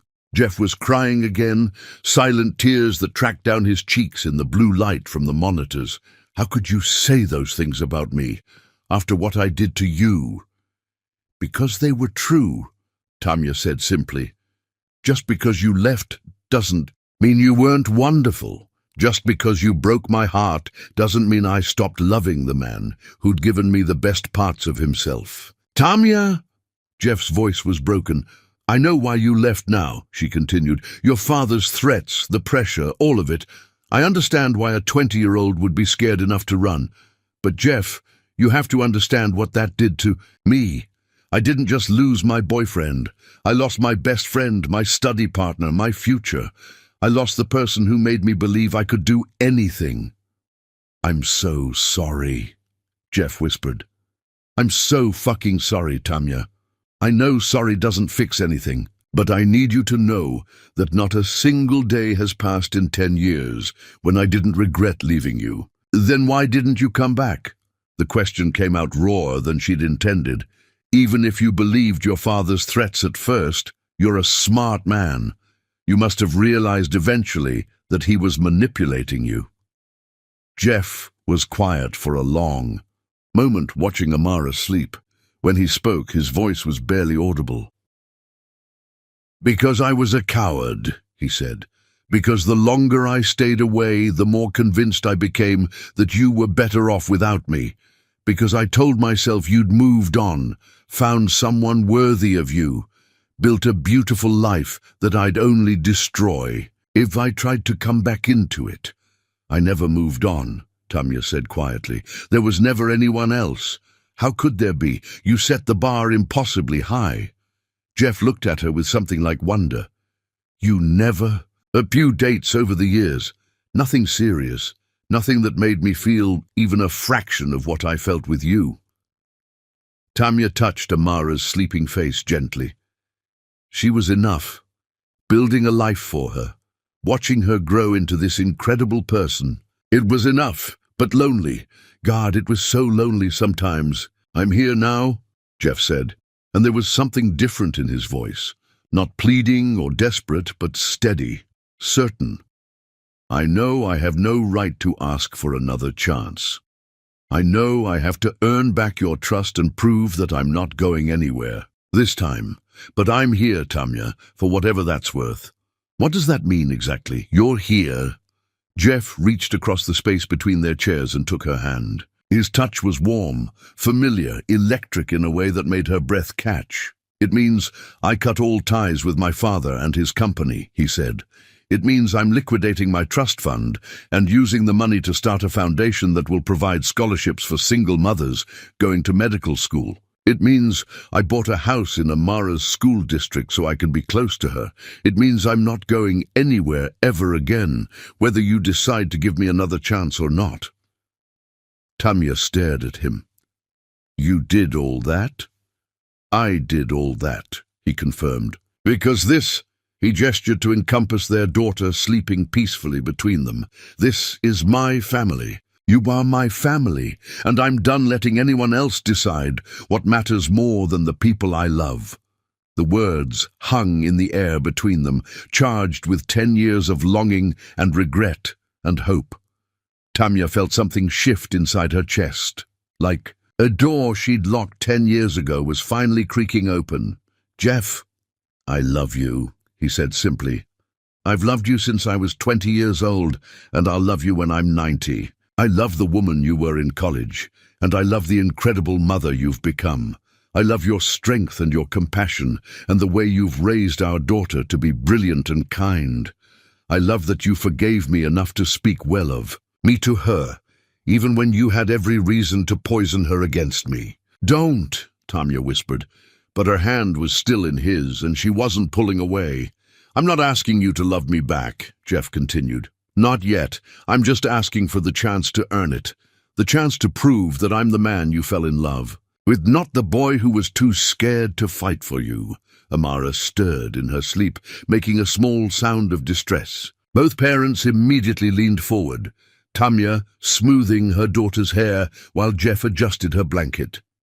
For a moment, they were simply two people united in their love for their child, working together to keep her comfortable. She needs both of us, Tamya said softly, watching Amara settle back into peaceful sleep. Yes, Jeff agreed. She does. I'm scared, Tamya admitted. I'm scared of trusting you again. I'm scared of letting you into our life and then having you decide it's too hard or too complicated. I'm scared of Amara getting attached to you and then losing you. I'm scared too, Jeff said honestly. I'm scared I'll mess this up.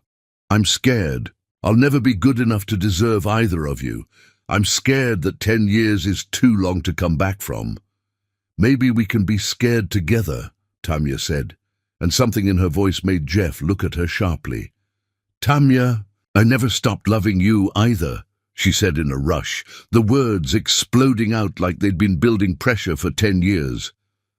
I tried. God knows I tried. But you're still there, in every good memory, in every moment of happiness with Amara. You're in her laugh, and her curiosity, and her stubborn chin.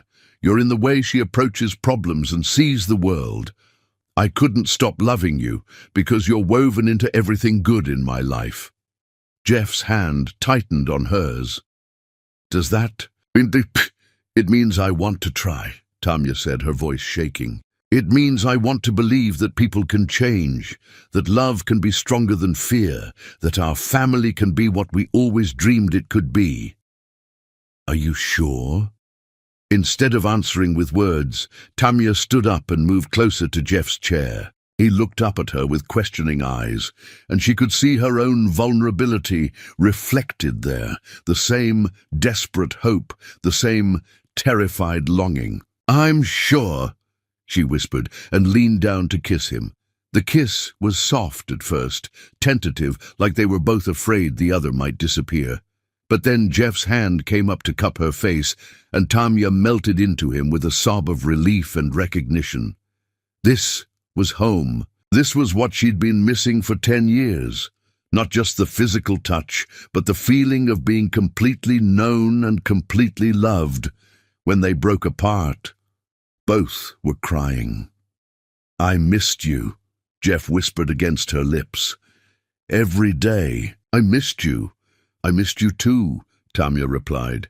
"So much it felt like I was missing a part of myself." They held each other in the dim hospital room, their daughter sleeping peacefully nearby, and for the first time in 10 years, both of them felt complete. Outside, dawn was beginning to break over Seattle, painting the sky in shades of hope and new beginnings. "What happens now?" Tamya asked, her head on Jeff's shoulder. "Now we take it one day at a time," Jeff said, pressing a kiss to her hair. "Now we figure out how to be a family. Now we show Amara what it looks like when two people love each other enough to fight for their happiness." "I want that," Tamya said. "I want all of that." "Then we'll have it," Jeff promised. "Whatever it takes, however long it takes, we'll have it." As the sun rose over the city, Amara stirred and opened her eyes to find both her parents beside her bed, holding hands and smiling through their tears. "Are you guys okay?" she asked, her voice still raspy but concerned. "We're perfect," Tamya said, kissing her daughter's forehead. "We're finally perfect." And for the first time in her 9 years of life, Amara fell back asleep feeling completely safe, surrounded by the love of both her parents and the promise of all the tomorrows they would share together. Chapter 8. The Moment Truth Changes Everything. 3 weeks after the hospital, Amara was back to her energetic self, though Tamya still caught her breath every time her daughter coughed.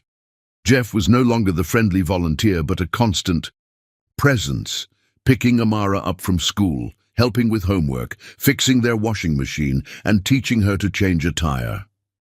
Today was Amara's 10th birthday, and Jeff had planned the most epic birthday celebration in the history of 10-year-olds. Their small apartment was decorated with purple and silver streamers, and the coffee table groaned under carefully wrapped presents. "Close your eyes," Jeff said, placing a large box in front of Amara. "This one's special," Amara giggled, covering her eyes, while Tamya watched from the kitchen doorway, her heart full. "Okay, open them." Amara gasped at the telescope, a beautiful professional-grade instrument. "It's just like the ones real astronomers use," Jeff explained, kneeling beside her. "We can set it up tonight and look at the moon, Jupiter, and maybe some nebulas." "This is for me?" Amara breathed, running her hands over the smooth metal. "Really?" "Really," Jeff confirmed. "I figured it was time you had tools to match your curiosity about the universe." Amara threw her arms around Jeff's neck. "Thank you, Jeff. This is the best present anyone's ever given me." "You're welcome, sweetheart. But there's something else I want to give you today, something even more important than a telescope." Amara tilted her head curiously. "What's that?" Jeff glanced at Tamya, who nodded encouragingly. They'd talked about this moment for days, trying to find the right words, the right time. But watching their daughter's face light up with wonder and joy, surrounded by the evidence of how much she was loved, Tamya knew there would never be a more perfect moment. "Well," Jeff said carefully, "you know how you've always wondered about your dad?" Amara's expression grew serious. "Yeah, Mom says he was really smart and would be proud of me." "Your mom is absolutely right," Jeff said, his voice thick with emotion. "He is incredibly proud of you every single day." "How do you know?" Amara asked, confused. Jeff took a deep breath. "Because, Amara, I'm your dad," The words hung in the air. Amara stared at Jeff with wide green eyes, processing this with careful consideration. "You're my dad?" she said slowly. "My real dad." "Your real dad," Jeff confirmed. "I knew it," Amara interrupted, her face breaking into a brilliant smile. I mean, I didn't consciously know it, but something inside me knew. You have my eyes, and you think like me, and you understand science the same way I do. And you feel like family, you know? Like you belong with us." The simple, innocent acceptance hit Jeff like a physical blow. He'd spent weeks agonizing over this conversation, imagining anger or confusion or rejection. He'd never imagined that his daughter would greet the news with pure joy. "You're not mad?" he asked, his voice barely a whisper. "Why would I be mad?" Amara asked practically. "I've been wanting a dad my whole life, and it turns out I had one all along. That's like the best birthday surprise ever." Jeff laughed, but it came out as a sob. "I'm sorry I wasn't here before. I'm sorry it took me so long to find you." "But you're here now," Amara said, echoing the words Jeff had spoken to Tamya in the hospital. "That's what matters, right? That you're here now and you're going to stay?" "I'm never leaving," Jeff promised, pulling her into his arms. "Never, ever leaving. You're stuck with me for the rest of your life." "Good," Amara said firmly, hugging him back. "Because I have a lot of science experiments planned, and I'm going to need an assistant." Tamya wiped tears from her cheeks as she watched her daughter and Jeff hold each other. 10 years of separation healing in the space of a single embrace. This was what love looked like. Not perfect, not without scars, but complete and unbreakable and absolutely right. "So," Amara said, pulling back to look at both her parents, "does this mean we're a family now? Like, officially?" "We've always been a family," Tamya said, joining them on the couch. "We were just missing a piece for a while. But now we're all together," Amara said with satisfaction. "Mom, Dad, and me, a real family." The word "dad," spoken in Amara's clear, confident voice, made Jeff close his eyes and take a shuddering breath. 10 years of wondering, 10 years of guilt and regret and desperate longing, and it all came down to this: his daughter calling him Dad, like it was the most natural thing in the world. "Can I ask you something?" Amara said, looking between her parents with curious eyes. "Anything," Jeff said immediately. "Why weren't you here before? I mean, I'm not mad or anything, but I'd like to understand." Jeff and Tamya exchanged glances. They'd prepared for this question too, trying to find an age-appropriate way to explain family pressure and manipulation and the mistakes people make when they're young and scared. "Sometimes," Jeff said carefully, "adults make really bad decisions when they're afraid. When I was younger, I let other people convince me that leaving was the right thing to do, even though it felt wrong in my heart. I thought I was protecting you and your mom, but really I was just being a coward." "What changed your mind?" Amara asked. "I saw you," Jeff said simply. "At the science fair. I looked at this brilliant, beautiful girl explaining statistical analysis, like it was poetry, and I realized I'd been an idiot. I realized that nothing in the world was more important than being your dad." Amara considered this with the seriousness of someone much older than 10. "Well," she said finally, "I'm glad you figured it out, even if it took you a really long time." "Me too," Jeff agreed. "And I promise from now on I'm going to make much better decisions, starting with this one." He reached into his pocket and pulled out a small velvet box, causing Tamya's breath to catch. "Jeff," she said, her voice full of warning, "what are you doing?" "Something I should have done 10 years ago," he said, sliding off the couch to kneel in front of both Tamya and Amara.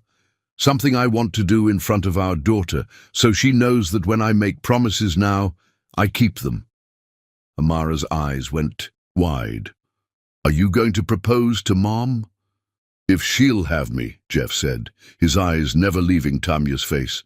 "Tamya Bako, you are the love of my life, the mother of my child, and the strongest person I've ever known." I know I don't deserve another chance, but I'm asking for one anyway. Will you marry me? Will you let me spend the rest of my life proving that I'm worthy of you and Amara?" Tamya stared at the ring, a simple solitaire that caught the morning light like captured starfire, and felt her heart stutter. It was too soon. Her practical mind protested. They'd only been back together for 3 weeks.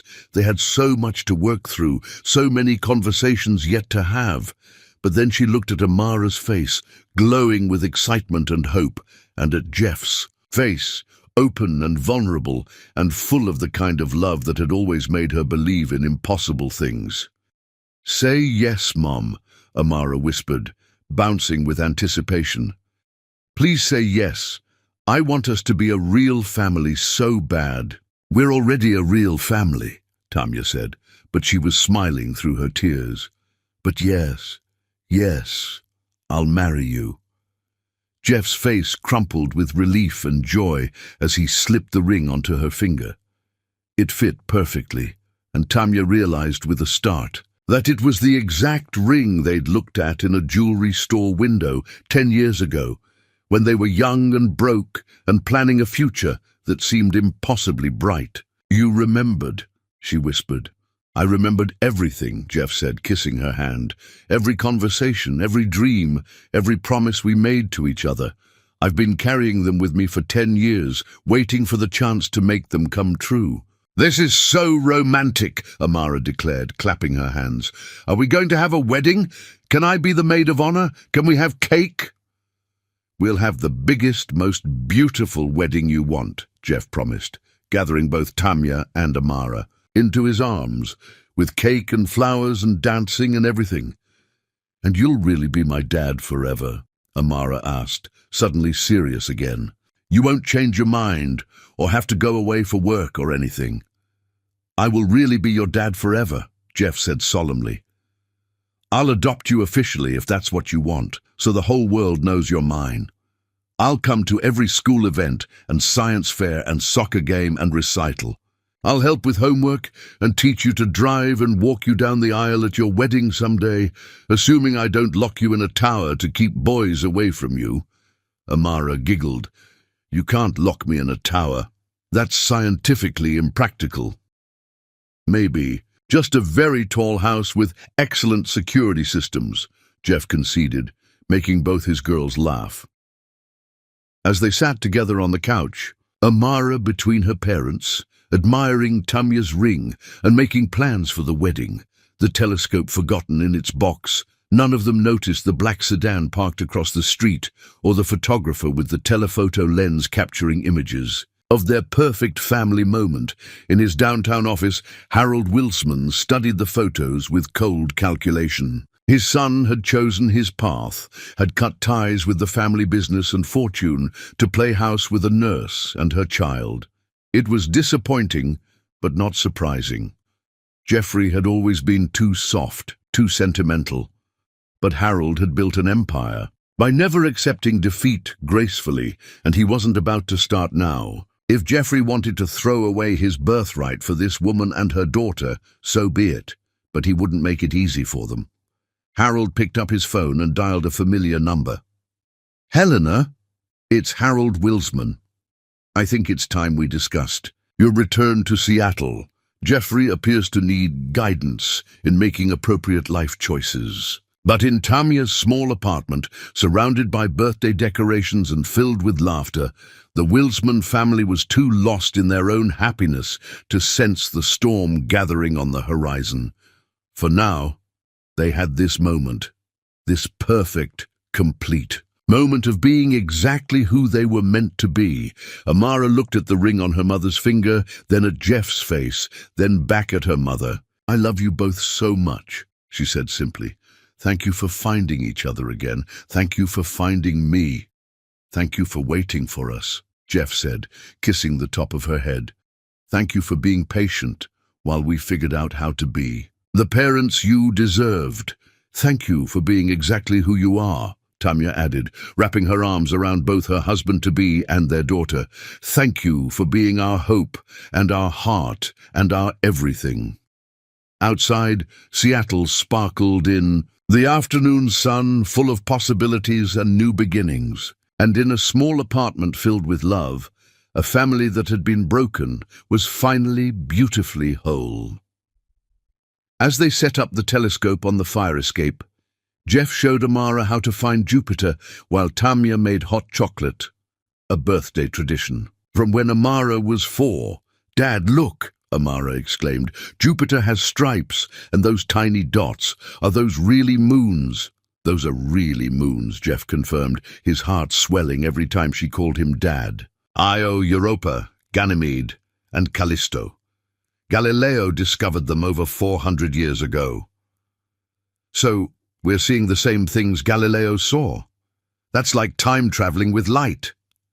Jeff caught Tamya's eye over their daughter's head, both marveling at the brilliant mind they'd created together. "Make a wish," Jeff told Amara as they spotted their first shooting star. "I don't need to," Amara replied, nestled safely between her parents under a blanket. "Everything I ever wished for already came true." And as the stars wheeled overhead, the newly reunited family held each other close and dreamed of all the tomorrows they would share, unaware that their greatest test was yet to come, but confident that together they could weather any storm. Chapter 9. When Love Faces Its Greatest Test. The legal papers arrived on a Tuesday morning, delivered by a courier, who looked apologetic. Inside was a petition that made Tamya's blood turn to ice. Helena Ashworth Wilsman versus Jeffrey Wilsman and Tamya Bacco, petition for emergency custody and guardianship of minor child Amara Bacco. Tamya's hands shook as she read, "The petitioner seeks emergency custody of the minor child Amara Bacco, age 10, on grounds that the current living situation presents immediate danger to the child's welfare. The biological father has demonstrated a pattern of abandonment and instability, having previously abandoned all parental responsibilities for 10 years before suddenly re-entering the child's life. The biological mother has demonstrated poor judgment in allowing an unstable influence around her vulnerable daughter." The words blurred as tears filled her eyes. Helena Ashworth Wilsman, Jeff's ex-wife, the woman he'd married briefly in Boston before divorcing 2 years later. Tamya had never met her, but she knew the name. Old Boston Money, the kind of woman Harold Wilsman had always intended his son to marry. "Mom?" Amara appeared in the kitchen doorway, backpack slung over her shoulder, ready for school. "What's wrong? You look scared." Tamya quickly folded the papers, forcing a smile. "Nothing, sweetheart. Just some boring adult paperwork. Are you ready for your math test today? I studied with Dad last night, remember? He said I could probably teach the class myself at this point." Amara's face lit up at the mention of Jeff, the way it always did. In the 2 months since they'd become an official family, she'd bloomed like a flower in sunshine, secure in the knowledge that both her parents loved her unconditionally. The thought of anyone trying to take that security away from her made Tamya feel physically sick. "Mom, seriously, what's in those papers?" Amara asked, her 10-year-old perceptiveness cutting through Tamya's attempted deception. "You look like you did when I was in the hospital." Before Tamya could answer, Jeff's key turned in the lock. He'd moved in officially 3 weeks ago, after a whirlwind engagement and a simple courthouse wedding with just Amara, Mrs. Rodriguez, and Tamya's mother as witnesses. They'd planned a bigger celebration for later, but none of them had wanted to wait to be a family. "Good morning, beautiful girls," Jeff called, appearing in the kitchen with coffee and pastries from Amara's favorite bakery. But his smile faded when he saw Tamya's face. "What's wrong?" Silently, Tamya handed him the legal papers. She watched his expression change as he read. Confusion giving way to understanding, then to fury so intense it made him physically step backward. "That bitch," he said quietly, then immediately looked at Amara. "Sorry, sweetheart. That's not appropriate language." Who's Helena Ashworth Wilsman? Amara asked, reading over Jeff's shoulder with the quick comprehension that made her parents proud and terrified in equal measure. Jeff closed the papers before she could read more. She's someone from my past, before I came back to you and your mom, and she wants to take me away. Amara's voice was small, scared in a way that made both parents' hearts break. No one is taking you anywhere, Jeff said firmly, kneeling down to her level. I promise you, Amara, no one is ever going to separate our family. But she says you abandoned me, Amara said, her eyes filling with tears. She says Mom made bad choices. She says a lot of things that aren't true, Tamya interrupted, pulling her daughter into a fierce hug. Some people try to hurt others by saying mean things in legal papers, but that doesn't make them true. Then why is she doing this? Amara asked. Jeff and Tamya exchanged glances over their daughter's head. How do you explain to a 10-year-old that some people view children as pawns in larger games? That money and power can corrupt people into believing they have the right to destroy families for their own purposes? Sometimes, Jeff said carefully, when people are angry about choices other people make, they try to use the courts to force things to go their way. Helena is angry that I chose to be with you and your mom instead of staying married to her. But you love us, Amara said, as if that simple fact should settle the matter. More than anything in the world, Jeff confirmed. And that's exactly why we're going to fight this and win. After they sent Amara off to school with extra hugs and reassurances, Jeff immediately called his lawyer while Tamya paced the kitchen, reading and rereading the custody petition.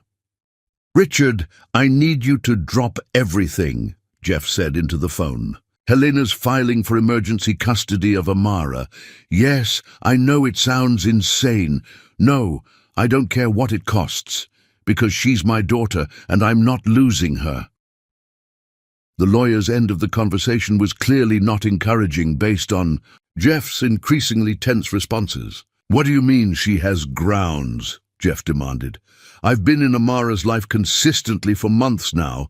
Yes, I understand that 10 years of absence doesn't look good. No, Tamya is not an unfit mother. That's fucking ridiculous.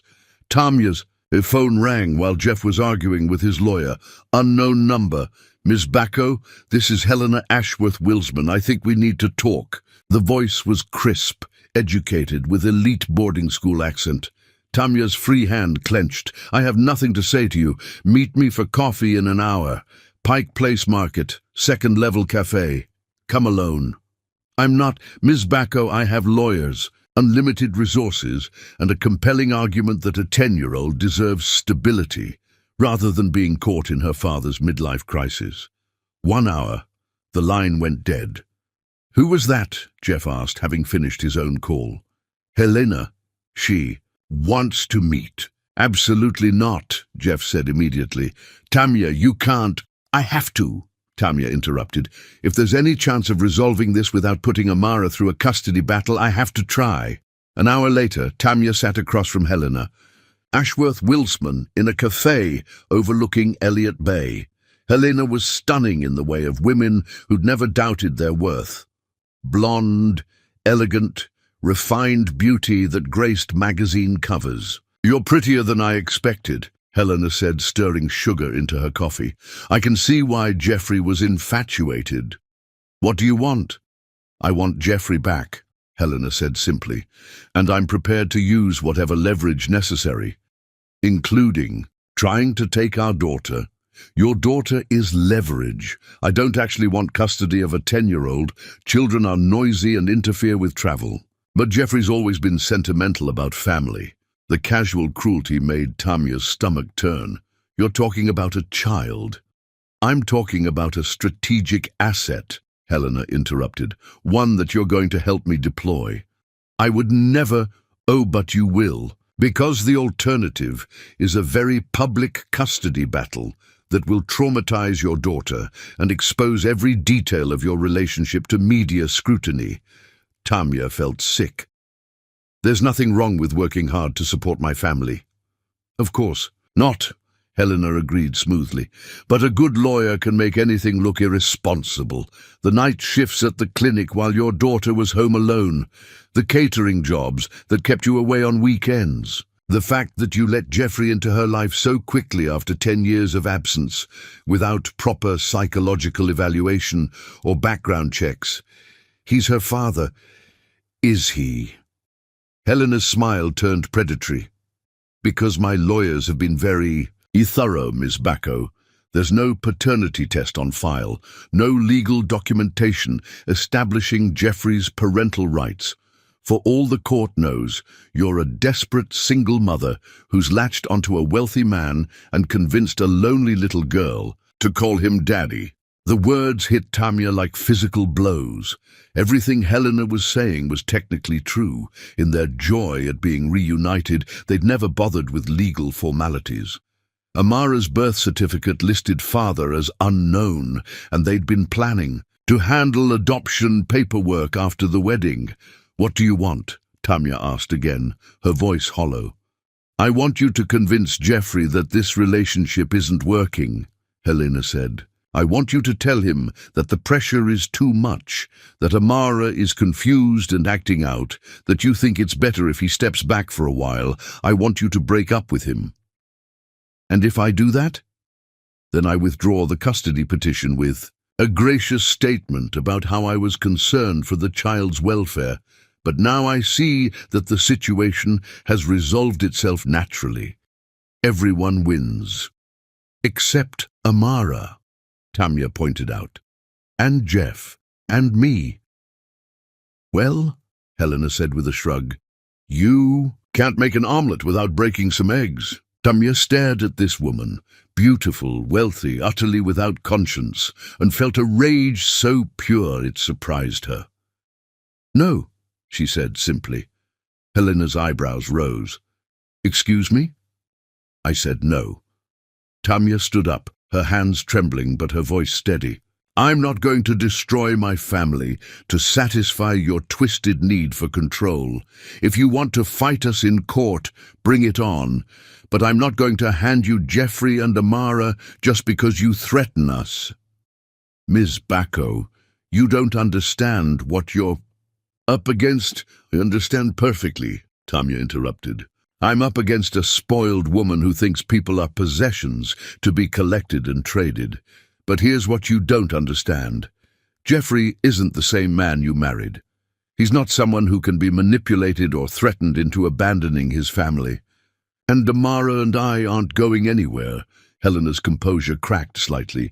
You're making a mistake. I have resources you can't even imagine. And I have something you'll never understand, Tamya said, leaning forward. I have a family worth fighting for. I have a daughter who deserves both her parents and a husband who would burn the world down before he'd let anyone hurt us. You can't buy that, Helena. You can't threaten it away or manipulate it out of existence. We'll see, Helena said coldly. As Tamya walked away from the cafe, her phone buzzed with a text from Jeff. How did it go? She wants you back and she's using Amara as leverage, Tamya typed back. But I told her no. Good, come home. We need to prepare for war.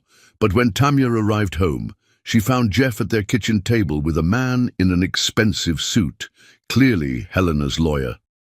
Tamya, Jeff said, his face grey. This is David Morrison. He's representing Helena.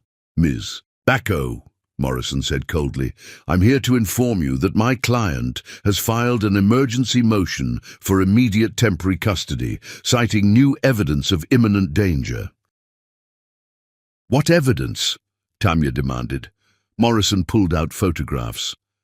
These show the child walking to school alone, crossing busy streets without adult supervision. Tamya stared at images of Amara's normal morning routine. She walks to school. Lots of kids walk to school. Not children who are the subject of custody disputes, Morrison replied. The hearing is tomorrow at 9 a.m. After Morrison left, Jeff and Tamya sat in stunned silence. They're going to take her, Tamya whispered. No, Jeff said fiercely, pulling her into his arms. They are not taking Amara. That evening, when Amara came home bubbling about a science project, they had to tell her about the court hearing. "But I don't want to live with Helena," Amara said, scared. "I want to stay with you and Dad." "We're going to fight for you," Jeff promised. "Whatever happens, we're going to fight for our family." Chapter 10, Love's Perfect Victory. The King County Courthouse buzzed with tension. Judge Patricia Chen presided over courtroom 4B with no-nonsense efficiency. Tamia sat beside Jeff, feeling outmatched by Helena's legal team. But behind them, the gallery was filled with unexpected support.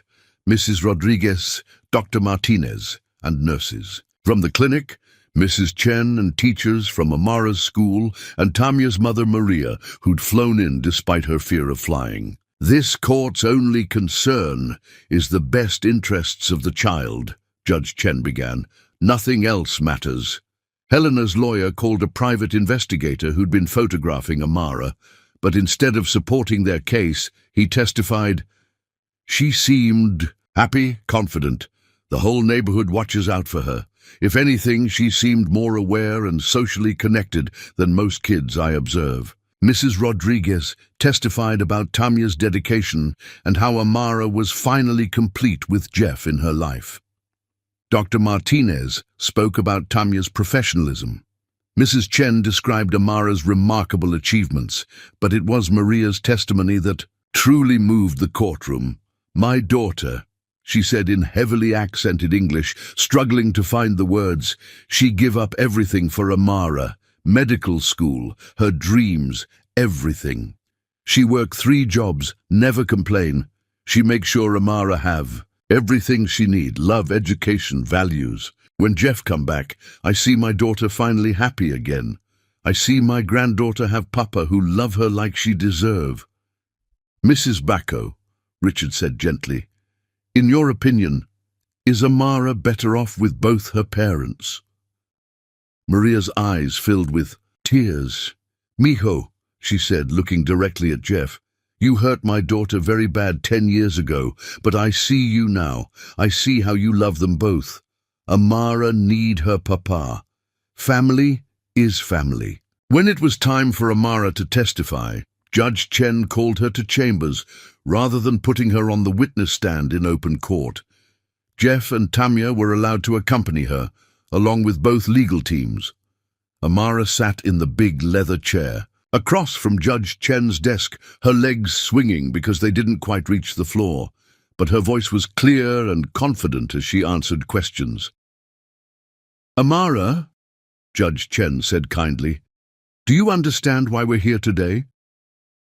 "Yes, ma'am. Some lady named Helena wants me to come live with her instead of with my mom and dad. And how do you feel about that?" Amara's expression grew serious. "I don't want to live with Helena. I don't even know her. She's never read me bedtime stories, or helped with my homework, or taught me about constellations. Why would I want to live with someone who doesn't know me?" "Tell me about your dad," Judge Chen said. "Jeff, how long have you known he was your father?" "I figured it out at the science fair," Amara said proudly. "He has the same eyes as me, and he thinks about problems the same way I do. Plus, he felt like family right away, you know, like he belonged with us." "And do you feel safe with him?" "Super safe," Amara said immediately. "He carries superhero band-aids in case I get hurt, and he knows first aid, and he fixed our car when it was broken. He teaches me about science and helps me with math problems that are too hard for other grown-ups. And he makes my mom happy. She smiles all the time now." "What would you say to Helena if she were here?" Judge Chen asked. Amara thought about this. "Seriously, I'd say thank you for being worried about me, but I already have a family. I don't need a rich mom. I need the mom who stayed up all night when I was sick and worked 3 jobs to buy me books and never, ever made me feel like I was too much trouble. And I don't need a rich dad. I need the dad who reads me stories about space and lets me help him fix things and promises he'll never leave again." Judge Chen nodded slowly. "One more question, Amara. What makes you happy?" "Being with my mum and dad," Amara said without hesitation. Learning new things and doing experiments and knowing that when I come home from school, they'll both be there wanting to hear about my day. That's what makes me happy. Back in the courtroom, there was sudden commotion. Harold Wilsman entered with FBI agents and a woman carrying a briefcase. Your Honor, the woman said, I'm Agent Kim with the FBI Financial Crimes Division. We have information relevant to this case. We've been investigating embezzlement from the Wilsman Foundation. Eleanor Ashworth Wilsman has been systematically stealing from the foundation for 3 years, using the money to fund this custody suit as part of an extortion scheme. Helena went pale. Harold walked to the witness stand. 10 years ago, I made the worst mistake of my life, he said, looking at Amara. I threatened my son into leaving the woman he loved. Yesterday, I met Amara for the first time. She is brilliant, kind, confident, and clearly loved beyond measure. My son has found his family, and I'll be damned if I let my past mistakes destroy his future again. Judge Chen was quiet for a long moment. In 30 years on the bench, I've rarely seen a case where the child's best interests were so clear. This little girl is thriving. Ms. Ashworth Wilsman, your petition is denied. The courtroom erupted in cheers. Amara threw herself into Jeff's arms, while Tamya sobbed with relief. 6 months later, the Wilsman family stood on a bluff overlooking Puget Sound. Jeff had rented the campsite for a weekend, bringing Amara's telescope and s'mores supplies. Look, Mom, Amara called from the telescope. I found Jupiter. You can see 3 of its moons. Jeff appeared beside Tamya, taking her hand. A year ago, I thought I'd lost my chance at happiness forever. But standing here with you and Amara, I realize I've been given something even better, a life more beautiful than anything I could have imagined. He dropped to one knee, pulling out a small velvet box. We're already married, but I never properly proposed with our daughter as witness. Will you marry me again? In front of all our friends and family this time? Yes, Tamya said, laughing through her tears. Yes, 1,000 times yes. 3 months later, they renewed their vows in a garden overlooking Elliott Bay, surrounded by everyone who'd stood with them. Amara served as maid of honor, beaming with pride at her parents' love. The story ended not with simple, happily ever after, but with a beginning. In their new house, Jeff taught Amara advanced calculus, while Tamya, now pregnant with twins, watched from the kitchen doorway and marveled at the family they'd built from broken dreams. Mom, Amara called, working on a genetics project. Do you think the babies will be as smart as me? Smarter, Tamya said, her hand on her growing belly. They'll have the advantage of growing up in a house full of love from day one. Jeff caught Tamya's eye, his expression full of wonder and endless love. They'd traveled a long, difficult road, but every struggle had been worth it for this moment, this perfect, complete, unbreakable family. Love had won, as it always does when it's brave enough to fight for what matters most.